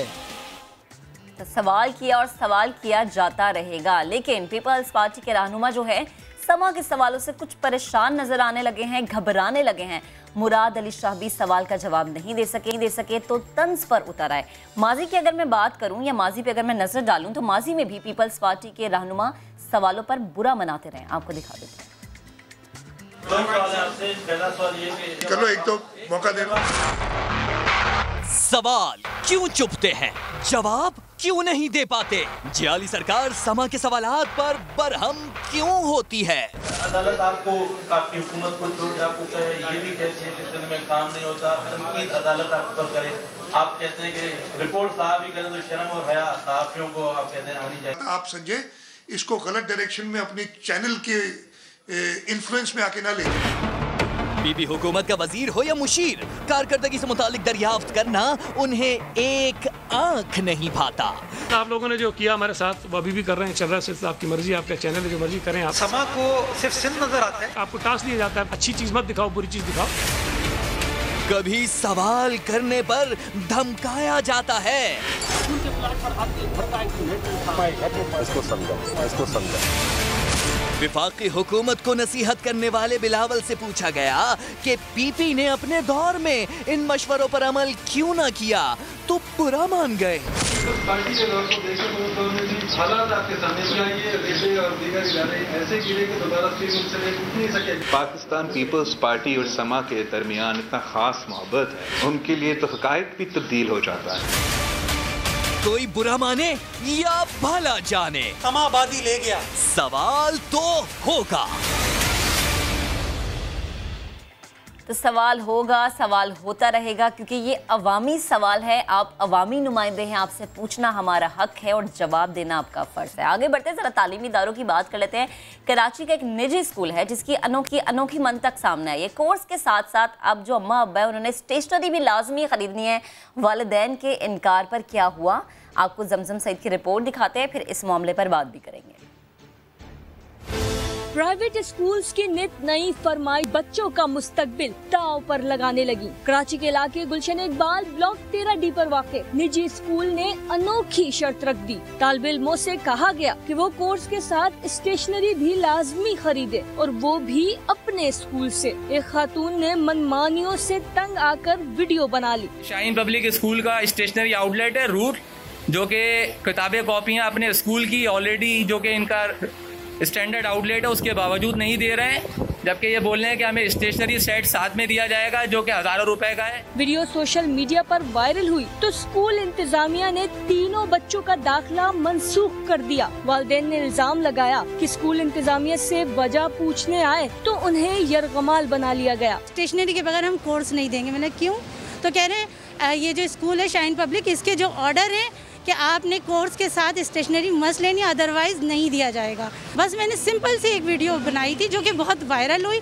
वालिदैन की जानिब से पुलिस को फोन किया गया। कुछ देर बाद पुलिस तो आई, मगर वो भी प्राइवेट स्कूल इंतजामिया के सामने बेबस नजर आई। हमने बुलाया लेकिन हमसे पुलिस ने कोई बात नहीं करी और कुछ नहीं कहा। समा की खबर पर डायरेक्टोरिएट प्राइवेट स्कूल्स ने नोटिस लेते हुए 3 रुकनी तहकीकाती कमेटी बना दी। रजिस्ट्रार प्राइवेट स्कूल्स का कहना है कि स्कूल इंतजामिया पर इल्जाम साबित हुआ तो सख्त कार्रवाई की जाएगी। कैमरामैन शाहिद बलोच के साथ जमजम सईद, सामा, कराची। तो जनाब, ये या तो ये होता है कि पैसे बटोरने का जरिया है, या फिर ये होता है कि कुछ स्कूल पाबंद कर देते हैं वालिदैन को कि अगर आप ये नहीं खरीदेंगे तो फिर हम बच्चों को निकाल देंगे। स्कूल्स कल्चर पर बात करने के लिए हमें ज्वाइन किया हमारी नुमाइंदा जमजम सईद ने। जमजम, आपने तो पूरी स्टोरी एक कवर की है। तहकीकाती कमेटी बनने के बाद क्या एक्शन हुआ है स्कूल इंतजामिया के खिलाफ, और दूसरा ये कि स्कूल इंतजामिया का इस पूरे मामले पर मौक़िफ़ क्या है? जी देखिए, गुलशन इकबाल का ये ब्लॉक 13D था जहाँ पर कल ये वाक़या पेश आया। पेरेंट्स को ये कहा गया कि अगर तो आपने कोर्स ख़रीदना है तो उसके साथ स्टेशनरी लाजमी ख़रीदनी होगी, और स्टेशनरी की कीमत 1000 रुपये बताई जा रही थी। और पेरेंट्स का ये कहना था कि हम ऑलरेडी फ़ीस पे कर के थक चुके हैं, मज़ीद हम स्टेशनरी की जो रकम है वो नहीं दे सकते। जिस पर यह कहा गया स्कूल इंतज़ामिया की जानिब से कि अगर तो आप स्टेशनरी ख़रीदेंगे तभी जाकर आप कोर्स ख़रीद पाएंगे, वरना नहीं। एक छोटी सी वीडियो क्या वायरल हुई कि बच्चों का दाखिला ही मनसूख कर दिया गया। 3 बच्चों का मुस्तकबिल सिर्फ एक स्टेशनरी ना खरीदने की वजह से दांव पर लग गया। डायरेक्टोरिएट स्कूल्स ने जो है वो एक्शन तो ज़रूर लिया, लेकिन अब तक किसी किस्म की कोई कार्रवाई अमल में देखने में नहीं आई। अच्छा, स्कूल वालों का मौक़िफ़ क्या है, ज़रा ये भी बताएं, क्योंकि जो वालिदा थी वो तो ये कह रही थी कि मैंने एक छोटी सी वीडियो बनाई जो कि बहुत वायरल हो गई, लेकिन स्कूल इस पर यकीनन कोई मौक़िफ़ तो रख रहा होगा। देखिए, स्कूल जब हम पहुंचे, हमारी समा की टीम स्कूल पहुंची, वहां पर हमने गार्ड से बात की कि मैडम को बुला ले, तो मैडम ने बाहर आने की ज़हमत नहीं की। तकरीबन हमारी टीम 1 घंटा स्कूल के बाहर खड़ी रही और उनका मौक़िफ़ जानने के लिए, लेकिन किसी किस्म का कोई राब्ता नहीं किया गया। जब वालिदैन ने पुलिस को बुलाया था अपनी मदद के लिए, 15 पे कॉल की थी, जब उन्हें यरगमाल बनाया गया था स्कूल इंतज़ामिया की जानिब से, लेकिन जब पुलिस आई तो पुलिस भी ऐसा फील हो रहा था जैसे मामला सारे अंदर ही अंदर तय हो गए हैं, क्योंकि पुलिस ने भी मौक़िफ़ देने से इनकार कर दिया। पुलिस हमें ये कहने लगी कि कैमरे बंद करें, हम SHO साहब आए थे, उनका ये कहना था कि कैमरे बंद करें, हम कैमरे के सामने नहीं बोलना चाहते। तो अगर तो वो सच्चे थे तो क्यों नहीं बोलना चाहते थे? और जिन्होंने मदद के लिए बुलाया उन्हें ही नहीं पूछा। पेरेंट्स खड़े के खड़े रह गए और वो साहब जी आए, अंदर गए स्कूल के और वहीं से बाहर चलते बने।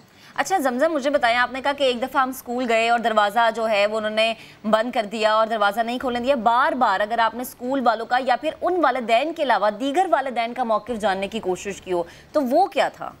देखिए, दीगर वालिदैन से भी हमने बात की तो सिर्फ ये एक ही स्कूल नहीं है, प्राइवेट स्कूल्स, जितने भी प्राइवेट स्कूल्स की तकरीबन बात करें तो सबका यही हाल है, क्योंकि कोविड के दौरान जो है वो स्कूल महकमा तालीम की जानिब से ये कहा गया था कि 20% फीस में जो है वो कमी की जाएगी, लेकिन उसके बावजूद जो है हमें ये चीज़ देखने में नहीं आई है। अगर हम इसी स्कूल की निजी स्कूल की गुलशन इकबाल की बात करते हैं तो यहाँ भी सिर्फ 2 माह के लिए पेरेंट्स को रिलीफ दिया गया और उसके बाद जो है वो सारा साल फीसेस उतनी ही ली गई, जबकि क्लासेस तो हो नहीं रही थी, फिजिकल क्लासेस ऑनलाइन क्लासेस थी, लेकिन उसके बावजूद फीसेस में किसी किस्म का कोई पेरेंट्स को रिलीफ नहीं दिया गया। और दूसरी बात अगर मैं आपको ये बताती चलूँ कि अगर मैं 9 मैट्रिक की बात करती हूँ तो वहाँ भी कुछ ऐसा ही होता है कि प्राइवेट स्कूल वालों की ये शर्त होती है कि अगर तो आपने यहाँ एडमिशन लिया हुआ है तो आपको जितने भी नोट्स हैं, जितनी भी इम्तिहान की तैयारी है वो भी स्कूल के ही बनाए हुए नोट्स से करना पड़ेगा। अब तो हम जमजम ये देखते हैं ना कि बहुत सारे स्कूल जो है उसमें ये लाजिम है कि अब आपने स्कूल की किताबें खरीदनी है, स्कूल के बैग्स लेने। मुझे ये बताएं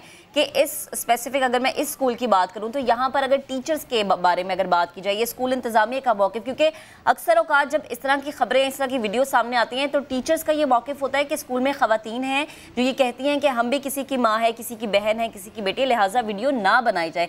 कोई स्कूल का मौक़िफ़ जो कि आप हमारे सामने रख सके, क्योंकि वालिदैन की बात तो आ गई, एक साइड की या तस्वीर का एक रुख तो आ गया, दूसरे पर बात करना ज़रूरी है। तो स्कूल इंतजामिया का मौक़िफ़ या किसी टीचर से अगर आपकी बात हुई हो, वो क्या कहती हैं इस मामले पर?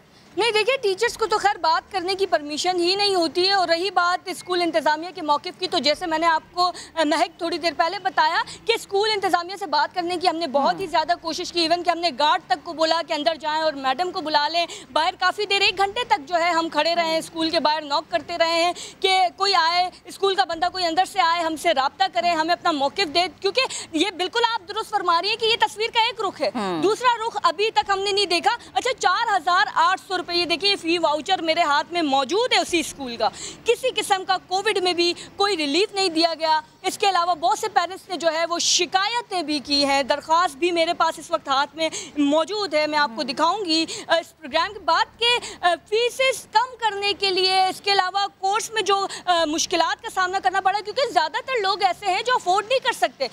मैंने जब बात की पेरेंट्स से तो उनका ये कहना था कि वो जो इस्तेमाल शुदा होता है कोर्स उर्दू बाजार से जो कम कीमत में मिल जाता है वो खरीदना चाह रहे थे, लेकिन स्कूल ने ये शर्त सामने रख दी कि नहीं, आप जो है स्कूल का ही कोर्स या स्कूल की स्टेशनरी खरीदेंगे। ठीक है जमजम, आप इस तमाम मामले पर हमारे साथ मौजूद थी और आपने इसको कवर भी किया, लिहाजा बेहतर हमें अपडेट कर सकती थी।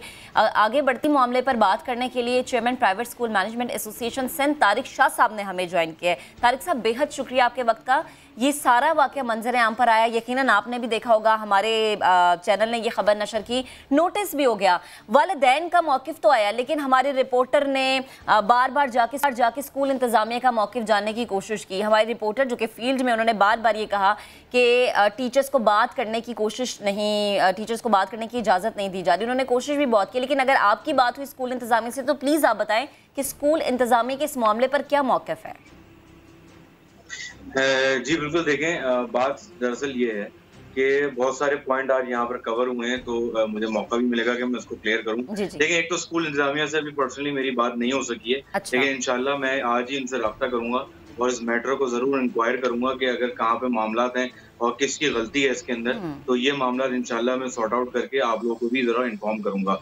दूसरी चीज ये है कि जहाँ तक स्टेशनरी बुक्स की बात है कि अमूमी तौर पर मैं जनरल बात कर रहा हूँ, मैं सिर्फ इन पेरेंट की बात नहीं कर रहा। जनरल तौर पे ये देखा जाता है कि माँ बाप को अगर लिस्टें भी दे दी जाती हैं कि ये बुक्स आप खरीद के ले आए, तो सेशन में 1 महीना 2 महीना गुजर जाता है, बुक्स पूरी नहीं हो पाती, जिसकी वजह से सफर कौन करता है? उनका बच्चा ही करता है। टीचर्स बार बार रिमाइंडर देते हैं, तो इसलिए स्कूल्स के अंदर ये तरीकेकार रखा गया है कि आप वहीं से ले लें कन्वीनियंस के लिए, और बच्चों को ताकि प्रॉपर कोर्स पहले दिन से बच्चों के पास मौजूद हो और बच्चे पहले दिन से प्रॉपर्ली पढ़ना शुरू कर दें। तो ये चीजें इसलिए की जाती हैं। और देखिए, पेपर प्राइस बढ़ रही है, हर चीज बढ़ रही है, लेकिन कोई भी स्कूल स्टेशनरी या बुक्स की प्राइस खुद से तयन नहीं करता। बिल्कुल तारिक साहब, मैं सिर्फ यही इसीलिए चाह रही थी क्योंकि देखिए हमारा काम है हकाइक को सामने रखना। हमारी रिपोर्टर वहां पर गई, जिन लोगों से बात हो सकती थी उनकी जितनी कोशिश थी उन्होंने की।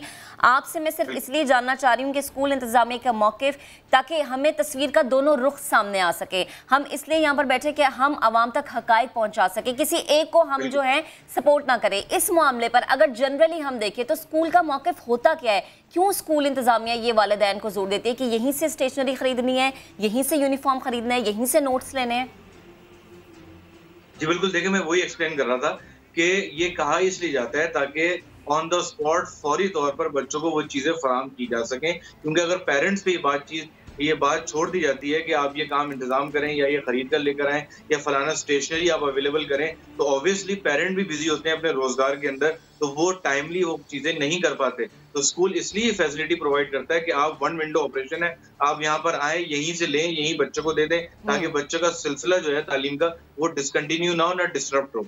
ये चीजें उस वक्त की जाती हैं। अच्छा तारिक साहब, एक जरा चीज मुझे समझाइएगा कि जैसे वालिदैन अफोर्ड नहीं कर पाते चीजें, जिनके 5 बच्चे हैं, फर्ज करें वो 5 एक ही स्कूल से पढ़े, और अगर वालिदैन ये चाहते हैं कि हम सेकंड हैंड चीज खरीद ले या बड़े भाई की किताबें छोटे भाइयों को दे दें, क्योंकि हमने तो ऐसे ही पढ़ा कि मेरी जो बड़ी बहन की किताबें थी मैंने वही पढ़ी हैं, अब का जरा दौर चेंज हो गया, तो अब स्कूल इस तरह से क्यों चीजें फैसिलिटेट नहीं कर सकते? क्योंकि स्कूल की जो किताबें हैं और जो हमें उर्दू बाजार से किताबें मिल जाती हैं या कहीं से भी बाहर से हम किताब खरीदते हैं, कीमतों का फर्क बहुत ज्यादा होता है।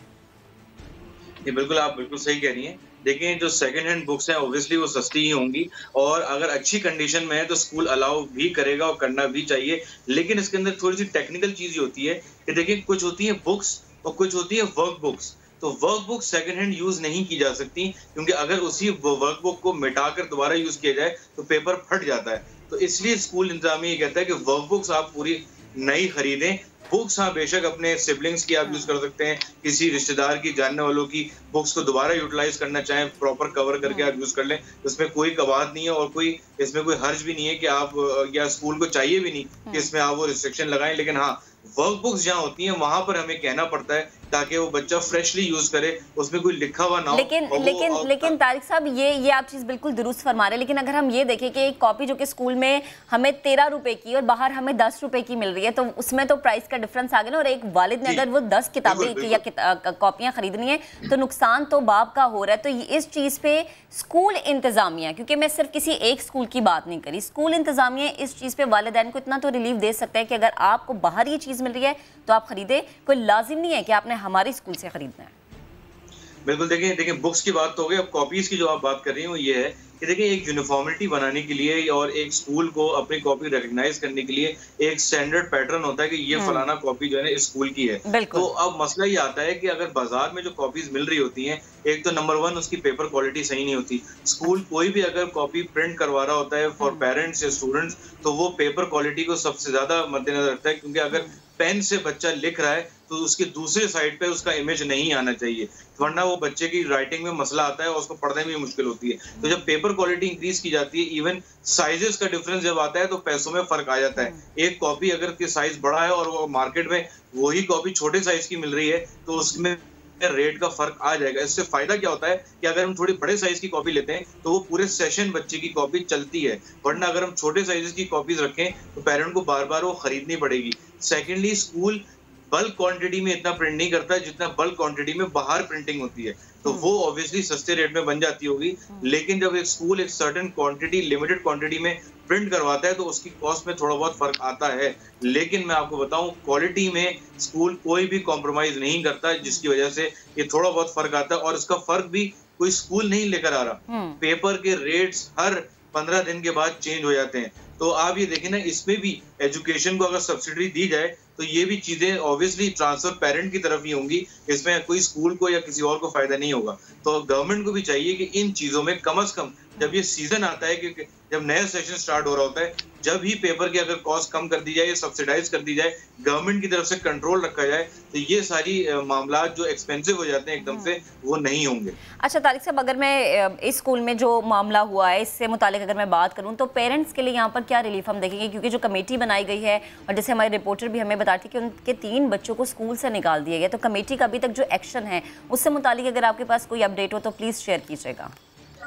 बस वो मैं ये कहूँगा कि मैं यहाँ पे कराची में नहीं था तो मेरे पास इतनी अपडेट्स नहीं है, मेरी ट्रैवलिंग थी, लेकिन मैं आज ही इस बात को इंक्वायर करूंगा और अगर सिर्फ इस वजह से जो है वो बच्चों को अगर निकाला गया है तो जरूरी तौर पर इस पे हम एक्शन लेंगे। लेकिन स्कूल इंतजामिया का मौकफ जानना सबसे ज्यादा जरूरी है हमारे लिए, ताकि हम दोनों साइड्स को देखें। क्योंकि पेरेंट का मौकफ तो आपके चैनल के तवज्जुह से मुझे पता चल ही गया है, लेकिन पेरेंट से भी इंशाल्लाह मैं पर्सनली रब्ता करूंगा और इस मामले को जल्द से जल्द सॉर्ट आउट कराएंगे। और तारिक साहब, हम यही चाहते हैं कि स्कूल इंतजामिया का भी अगर हमें मौक़िफ़ मिल जाता वो भी हम आपके सामने रखते ताकि चीज़ों को हल करने में ज़रा आसानी हो जाती। बेहद शुक्रिया, आप हमारे साथ मौजूद थे और इस पर कर रहे थे, क्योंकि बच्चों की तालीम का मसला, इस पर बात करना ज़रूरी है। अभी एक ब्रेक लेते हैं, ब्रेक के बाद दोबारा हाजिर होंगे, हमारे साथ रहिएगा। वेलकम बैक जनाब। ज़रा कोरोना की बात कर लेते हैं, जिसकी तीसरी लहर, और इस लहर में हमने इस पर काबू पाने के लिए अल्हम्दुलिल्लाह बड़े अच्छे इक़दाम किए। SOPs पर बड़ी सख्ती से अमल दरामद भी करवाया जा रहा है।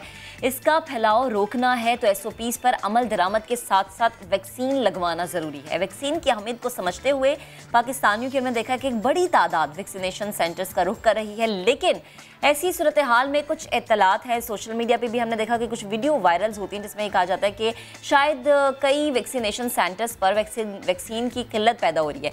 क्या वाकई ऐसा है? मुल्क में इस वक्त वैक्सीन का स्टॉक कितना है और वफाकी हुकूमत ने मजीद कितनी और कौन कौन सी वैक्सीन ऑर्डर की हुई हैं? इसी पर बात करने के लिए आज हमें ज्वाइन किया है पार्लिमानी सेक्रेटरी बराए सेहत नौशीन हामिद साहिबा ने। नौशीन साहिबा, बेहद शुक्रिया आपके वक्त का। सबसे पहले तो मैं ये जानना चाहूँगी कि ये जो हम देख रहे हैं कि सोशल मीडिया पर भी वीडियोस हैं, लोग बातें भी कर रहे हैं कि वैक्सीनेशन सेंटर्स में वैक्सीन की किल्लत पैदा हो गई है, इसमें कितनी हकीकत है? क्या मुल्क के किसी भी वैक्सीन सेंटर में ऐसी सूरत हाल है? जी बिल्कुल, बिस्मिल्लाहिर्रहमानिर्रहीम। जी, ये इशू बिल्कुल आया था, मगर इसमें देखने वाली बात ये कि अब हम लोगों ने वॉक इन वैक्सीनेशन जो है वो खोल दी हुई है और तमाम एज ग्रुप्स के लिए जो है वो वॉक इन वैक्सीनेशन है। जब ये होता है तो लोग बगैर रजिस्ट्रेशन के आते हैं और वो किसी भी सेंटर पे जा सकते हैं और आप प्रेडिक्ट नहीं कर सकते कि किस सेंटर पे कितने लोग एक दिन में आएंगे। तो होता ये है कि कुछ सेंटर्स के ऊपर रश ज़्यादा हो जाता है और कुछ के ऊपर जो है वो कम होता है। तो इसके अंदर जहाँ पर ज़्यादा रश होता है वहाँ पर थोड़ा सा ये इशू हमें आया, क्योंकि ज़ाहिर एक फ़िक्स्ड अमाउंट की वैक्सीन वहाँ पे प्रोवाइड की जाती है, स्टोरेज वगैरह की जो कैपेसिटी होती है और जो वहाँ पर उसके हिसाब से तो शॉर्टेज ज़रूर आई है। मगर फिर उसके अंदर ये था कि फौरी तौर पे वैक्सीन को रीलोकेट किया गया कि जिन सेंटर्स पे वो एक्स्ट्रा पड़ी हुई थी वहाँ से उन सेंटर्स पे भेजी गई जहाँ पर रश ज़्यादा था। तो एक तो ये मेजर इशू था कि हमारी वॉक इन वैक्सीनेशन की वजह से प्रेडिक्टेबल नहीं था कि किस सेंटर पे कितने लोग एक दिन में आएंगे। दूसरा, पीछे से थोड़ी सी वैक्सीन की जो खेप है वो गो कि हमारे पास 2 मिलियन वैक्सीन ये 2 दिन पहले तक मौजूद थी स्टॉक में। अब वो तमाम सेंटर्स को भेज दी गई हैं, सारे पूरे पाकिस्तान में वो डिस्ट्रीब्यूट कर दी गई हैं और मज़ीद जो है वो इंशाल्लाह ताला 2 दिन में हमारे पास बाहर से कंसाइनमेंट्स पहुंच जाएंगी। तो मैं समझती हूँ कि इंशाल्लाह ये चेन जो है ये ब्रेक नहीं होगी। ठीक है, अच्छा मुझे ये भी बताएं कि क्या कोई अदादोशुमार आप हमारे साथ शेयर कर सकते हैं कि इस वक्त पाकिस्तान के पास वैक्सीन का कितना स्टॉक मौजूद है? क्योंकि जब हम स्टॉक की बात करते हैं तो जो सुनने वाले हैं, ये जो हमारी आम आवाम है, उन्हें ज़रा तसल्ली हो जाती है कि ठीक है अभी इतना स्टॉक है कि अगर हम जा सकते तो हमें वैक्सीन लग जाएगी। जी देखिए, मैंने जैसे बताया कि हमारे पास 2 दिन पहले तक 20 लाख जो है यानी 2 मिलियन डोजेस जो थी वो हमारे पास रिजर्व में पड़ी थी, जिनको अब हमने ग्रेजुअली पूरे पाकिस्तान में डिस्ट्रीब्यूट कर दिया है और मज़ीद वैक्सीन जो है वो इंशाल्लाह ताला जब तक ये यूटिलाइज होंगी यानी 3 दिन का तकरीबन हमारे पास स्टॉक है, उस दौरान हमारे पास बाहर से मज़ीद जो हमने ऑर्डर की हुई है वो हमारे पास इंशाल्लाह ताला पहुँच जाएंगी। तो इसलिए बिल्कुल भी मैं समझती हूँ कि घबराने की ज़रूरत नहीं है। NCOC बिल्कुल इसके बारे में बहुत विजिलेंट है और वो इस चीज़ को इंश्योर कर रहा है कि किसी स्टेज का ऊपर भी जो चेन ऑफ सप्लाई है उसमें किसी किस्म की डिस्ट्रप्शन ना आए। ठीक है, यानी नौशीन साहिबा हम ये कह सकते हैं कि अभी सिर्फ डिस्ट्रीब्यूशन का मामला है। ये जो बातें होती हैं स्पेशली सोशल मीडिया पर कि वैक्सीन नहीं है और वैक्सीनेशन सेंटर पे जाके सिर्फ ख्वारी है, अगर आप वैक्सीन लगवाने जा रहे हैं तो आपको घर का रास्ता दिखा दिया जाता है, इनमें कोई सदाकत नहीं है। नहीं जी, देखिए थोड़ा सा जैसे कि मैंने आपको बताया कि हमारे पास अभी 2-3 दिन जो है कोई इशू नहीं है, इतना स्टॉक हमारे पास मौजूद है, मगर ये आने वाले दिनों में हमें मज़ीद खेप पहुंच जाएगी तो फिर इंशाल्लाह ताला दोबारा से उसी तरह से जो हमारे स्टॉक्स हैं वो रिवाइव हो जाएंगे। ठीक, अच्छा नौशीन साहिबा, पाक वैक की अगर मैं बात करूं तो उसकी तैयारी से मुतालिक भी बताएगा कि अब तक पाकिस्तान कितनी डोजेज जो है वो तैयार कर चुका है? देखिए, पहली जो उसकी फर्स्ट बैच था वो तो 1,20,000 डोजेस थी और वो हमने इनिशियली की थी। अब जून के महीने में वो 9 लाख डोजेस उसने तैयार करनी थी और वो सारे प्रोसेस जो है वो जारी है और अगले महीने से इंशाल्लाह ताला हमारी capacity 30 lakh doses per month की हो जाएगी।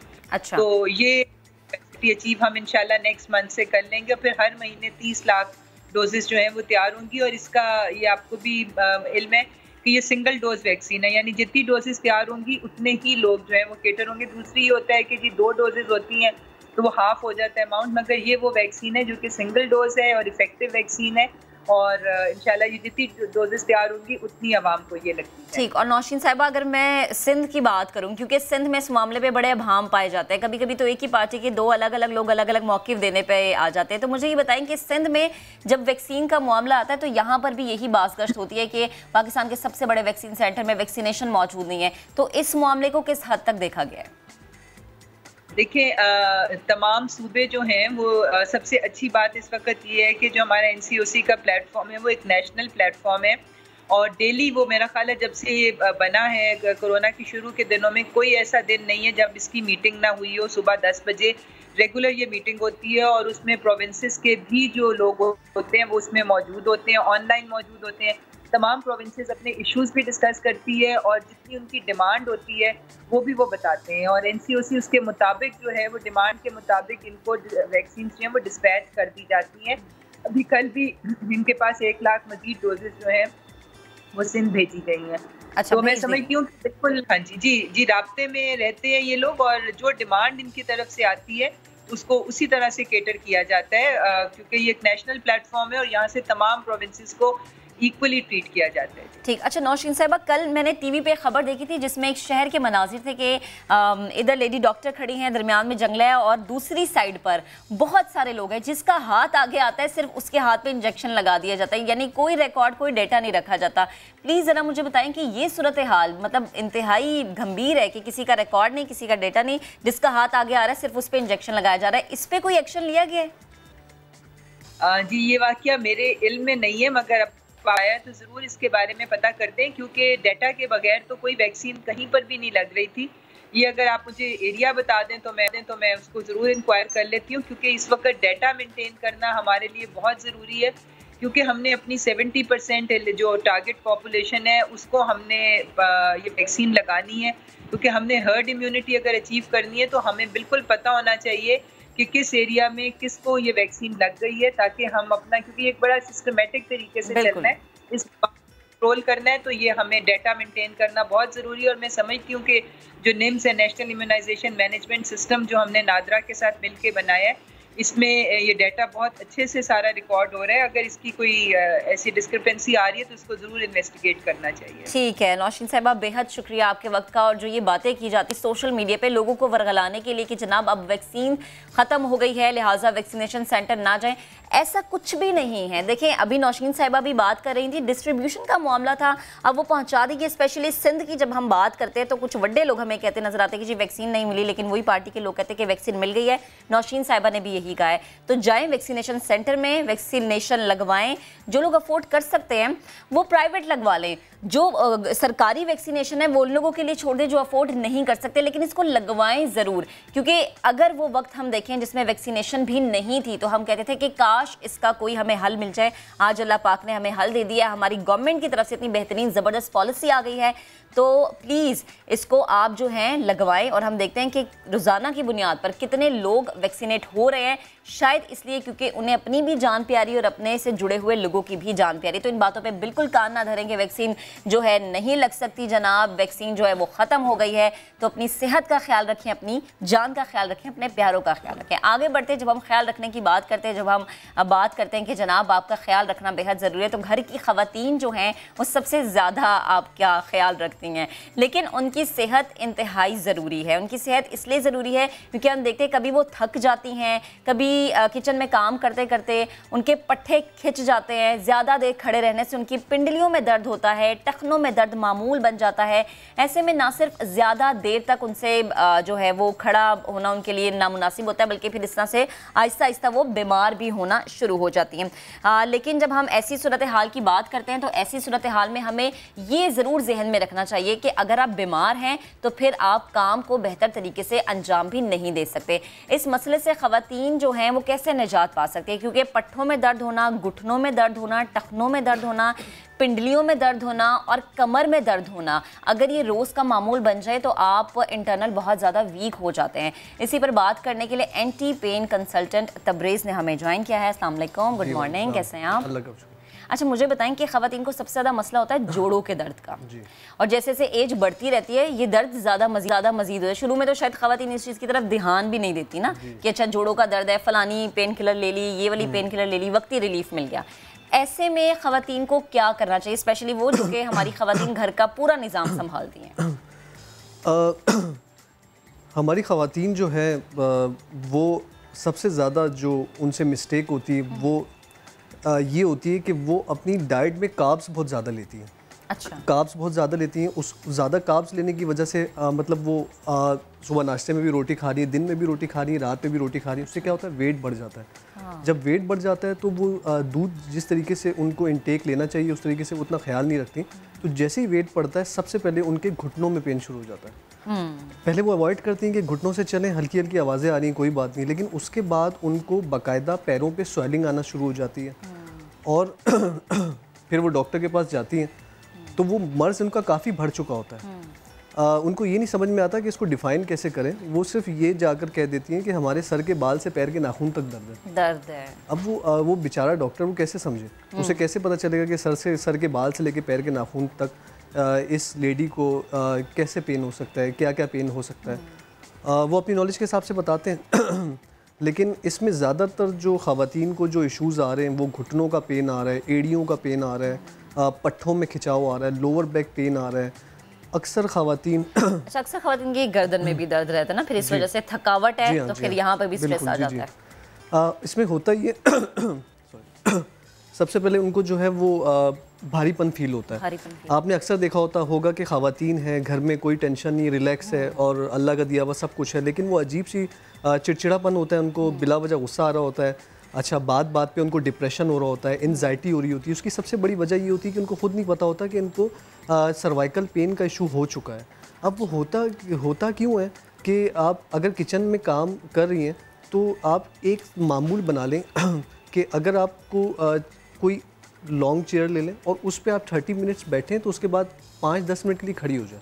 हमारी ख़वातीन क्या करती हैं कि वो अब किचन में चली गई हैं तो वो एक ही दफ़ा जाएंगी और कोशिश ये करेंगी कि वो सारा काम समेट के आए। हाँ, 12 बजे की गई तो कोशिश करती है कि 3 बजे बच्चे स्कूल से आ जाए, खाना शाना खिला के फिर हम किचन से निकलें। जी हाँ। और सबसे ज़्यादा इशू ये होता है कि उनके जो बेसन है वो काफ़ी थोड़े से नीचे होते हैं, उसकी वजह से उनको झुकना पड़ता है, जिससे लोअर बैक इशू का मसला हो जाता है।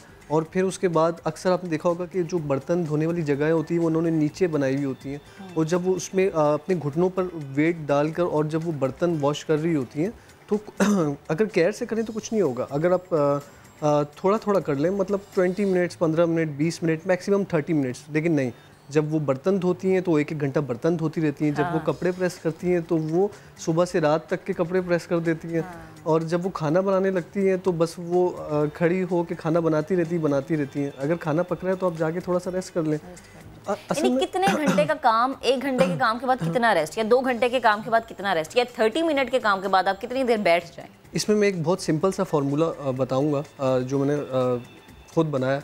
वो फार्मूला सिंपल ये है कि अगर आपको 30 मिनट्स बैठना है तो 5 मिनट खड़े होना है।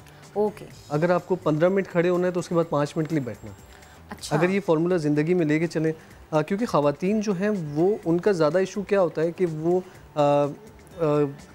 जिस तरीके से वज़न उठाती हैं, कपड़े वॉश करती हैं और वो बाल्टियाँ उठा लेती हैं, झुक लेती हैं, उनको ये नहीं पता चलता। वो बस कहती हैं आज मैं बहुत थक गई और मुझे कमर में बहुत दर्द हो रहा है, लेकिन उसको ये नहीं पता होता कि वो दर्द नहीं हो रहा, वो उसकी डिस्क स्लिप हो गई है, उसके नीचे नर्व कंप्रेस हो रही है, उससे उसके पैरों में स्वेलिंग आ रही है।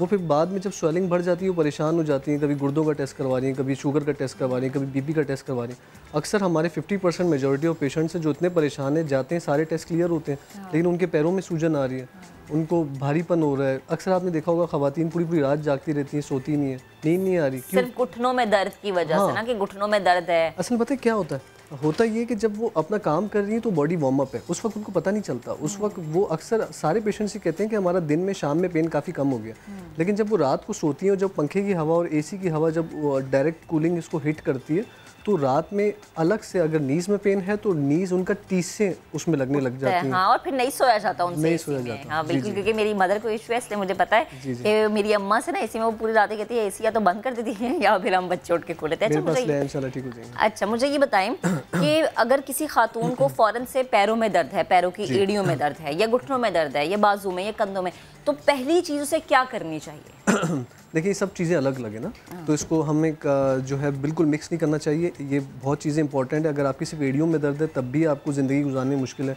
अगर आपके कंधों में दर्द है तो आप डिप्रेशन, एंजाइटी, चिड़चिड़ापन और बहुत सारी चीज़ों का शिकार हो जाएंगे। और खुदा ना खास्ता अगर चक्कर आना आपको शुरू हो गए तो इंसान को ये नहीं पता चलता कि मुझे चक्कर क्यों आ रहे हैं। वो सुबह उठती है, उसको चक्कर आते हैं, उसको झोंके आते हैं, फिर वो सही हो जाती है, वो जूसेस पी रही है, वो खाना भी टाइम पे खा रही है, लेकिन उसको फिर भी चक्कर आ रहे हैं। उससे क्या होता है, वो प्रॉब्लम क्या होती है कि उसकी नर्व कंप्रेस हो जाती है। अब जो ख़वातीन जिनकी हील्स में मसला है, उसको उनको पहली फुर्सत में अपना जाके विटामिन डी चेक करवाना चाहिए। आपने देखा होगा मर्दों को हील्स में ज़्यादा पेन नहीं होता, क्योंकि वो दूध का इंटेक वो ज़्यादा लेते हैं, या फिर वो हील्स वाली जूतियाँ भी नहीं पहनते। हाँ जी। वैसे ख़वातीन का जो है ना अमूमन विटामिन डी कम हो जाता है मर्द के मुकाबले। इसकी वजह क्या है? इसकी वजह ये है कि जैसे आफ्टर प्रेगनेंसी वगैरह उस वजह से भी कैल्शियम कम होता है। इसके अलावा वो अपना दूध के इंटेक का इतना ख्याल नहीं रखते। वैसे ख़वातीन को अपनी डेली रूटीन में क्या चीज़ ऐसी है जो कि शामिल रखनी चाहिए? मतलब ये तो खाना लाजिम है ना? हाँ, उनको ये करना चाहिए कि जैसे अगर उनकी दूध किसी तौर पे मैं बार बार यही बताता हूँ कि दूध कभी भी आप स्किप ना करें। अगर आपने खाना स्किप हो गया आपसे कोई इशू नहीं है, लेकिन दूध किसी भी तौर पे स्किप ना करें।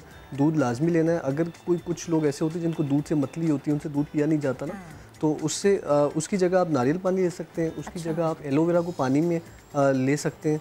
लेकिन बॉडी जो है वो पूरा ढांचा बोन्स का है। अगर आप उसका ख्याल नहीं रखेंगे और उस पर वेट बढ़ता जाएगा तो वो नीचे का पिलर कमज़ोर हो जाएगा, ज़ाहिर है भुरभुरी हो जाएंगी ना हड्डियाँ। हाँ।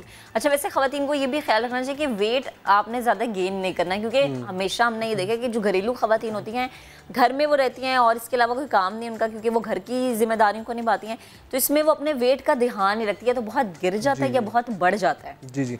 अगर वेट बढ़ भी गया तब भी घबराने की ज़रूरत नहीं है। आप अपने कार्ब्स कम कर लें और इसके बाद डेली रूटीन में अगर आप वॉक ज़्यादा करें तो वॉक करने से क्या होगा, ये सारे पेन्स भी कम हो जाएंगे, एड़ी का पेन भी कम हो जाएगा, नीज़ का पेन भी कम हो जाएगा। शुरू में मुश्किल होती है कि लोग 1-2 दिन वॉक करके बैठ जाते हैं कि हमें तो पेन बढ़ गया, लेकिन अगर आप वॉक बाकायदगी से करते रहें, शुरू में आप 10 मिनट्स पे जाएं, उसके बाद 20 मिनट्स पे जाएं, उसके बाद 20 मिनट्स से लेकर 30 मिनट्स तक जाएं।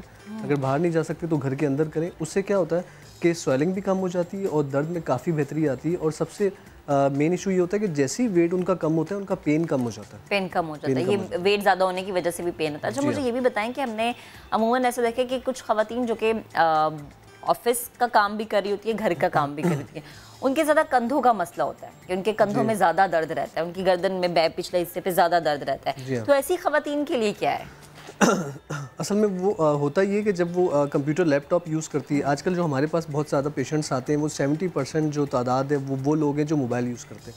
जब वो मोबाइल यूज़ करते हैं तो वो एक डूब जाते हैं, जैसे वो किसी दूसरी दुनिया में चले गए और वो 1-1, 2-2 घंटे, 3-3 घंटे तो कोई मसला ही नहीं है ना, थोड़ा सा टाइम है, तो वो उससे क्या होता है कि ज़्यादा नेक झुकने की वजह से गर्दन में 7 डिस्क होती हैं, उसमें जो गर्दन में C6 और C7, अगर आप लोग सब जो ऑडियंस देख रही है अपनी गर्दन के पीछे यूँ हाथ लगाएंगे, अगर आपको गर्दन की हड्डी में उभार महसूस हो रहा है, गर्दन की हड्डी थोड़ी सी भार फील हो रही है, तो उससे क्या होता है कि आपकी जो डिस्क है वो मिल चुकी है, वो बल्ज हो गई है, उसके नीचे नस आ गई। अक्सर आपको कभी ऐसा फील होता होगा जैसे आज आपने बहुत काम किया है, बहुत ट्रैवल भी किया है और नॉन स्टॉप काम किया, लेकिन फिर भी आज आपको थकावट कम हुई, और कभी ऐसा होता है कि पूरी कुछ भी नहीं किया होता आपने और आपको दर्द रहती है, सो के आए और आके आपने थोड़ा सा काम किया, लेकिन अजीब सी बेजारियत हो रही है और थकावट बहुत जल्दी हो रही है, बैठा नहीं जा रहा, उठा नहीं जा रहा, तो वो लोग समझते हैं कि आज मेरी तबीयत सही नहीं है या शायद मैं मेंटली तौर पे ठीक नहीं हूँ।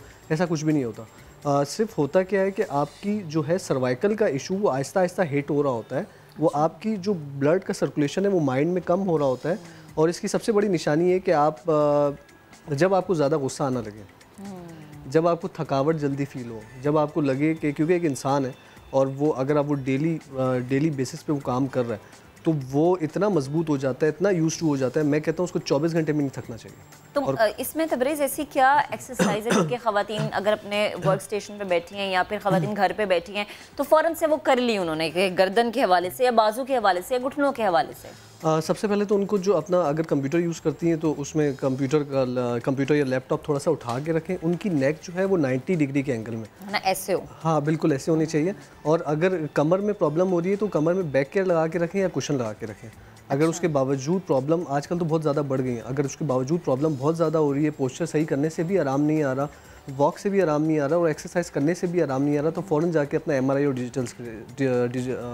डिजिटल एक्सरे वो करवाएं। इन दोनों में से एक चीज़ करवाएं। अच्छा, अक्सर अगर कभी मैं घरेलू टोटकों की बात करूँ तो होता ये कि अगर आपकी एड़ियों में दर्द होता है ना, पाँव सूज जाते हैं, तो अम्मा या फिर घर के बड़े ये कहते हैं कि गर्म पानी में नमक डालो और पाँव उसमें डिप कर लो ताकि इसकी स्वेलिंग खत्म हो जाए। ये वक्ती हल होता है या वाकई इससे आपको सुकून मिलता है? नहीं, इससे काफ़ी सुकून मिलता है। इससे क्या होता है कि वो जो एड़ी की इन्फ्लेमेशन है, स्वेलिंग है, वो कम हो जाती है। लेकिन ये इलाज नहीं है, क्योंकि वो क्या होता है कि वो हड्डी की जो है नोक बढ़ जाती है, और जब वो आप सुबह उठते हैं, ख़ास तौर पे सुबह नंगे पाँव जब वो उसमें प्रेस होती है, दिन भर आप चल रहे हैं तो उसमें इतना इशू नहीं होता, लेकिन सुबह ख़ास तौर पे जो है वो एड़ी में ऐसा पेन होता है कि जैसे जैसे कोई फोड़ा होता है ना, इतनी तकलीफ़ होती है। और वो जो पेशेंट है इसका हील का, वो उसकी जो चाल डिसबैलेंस हो जाती है।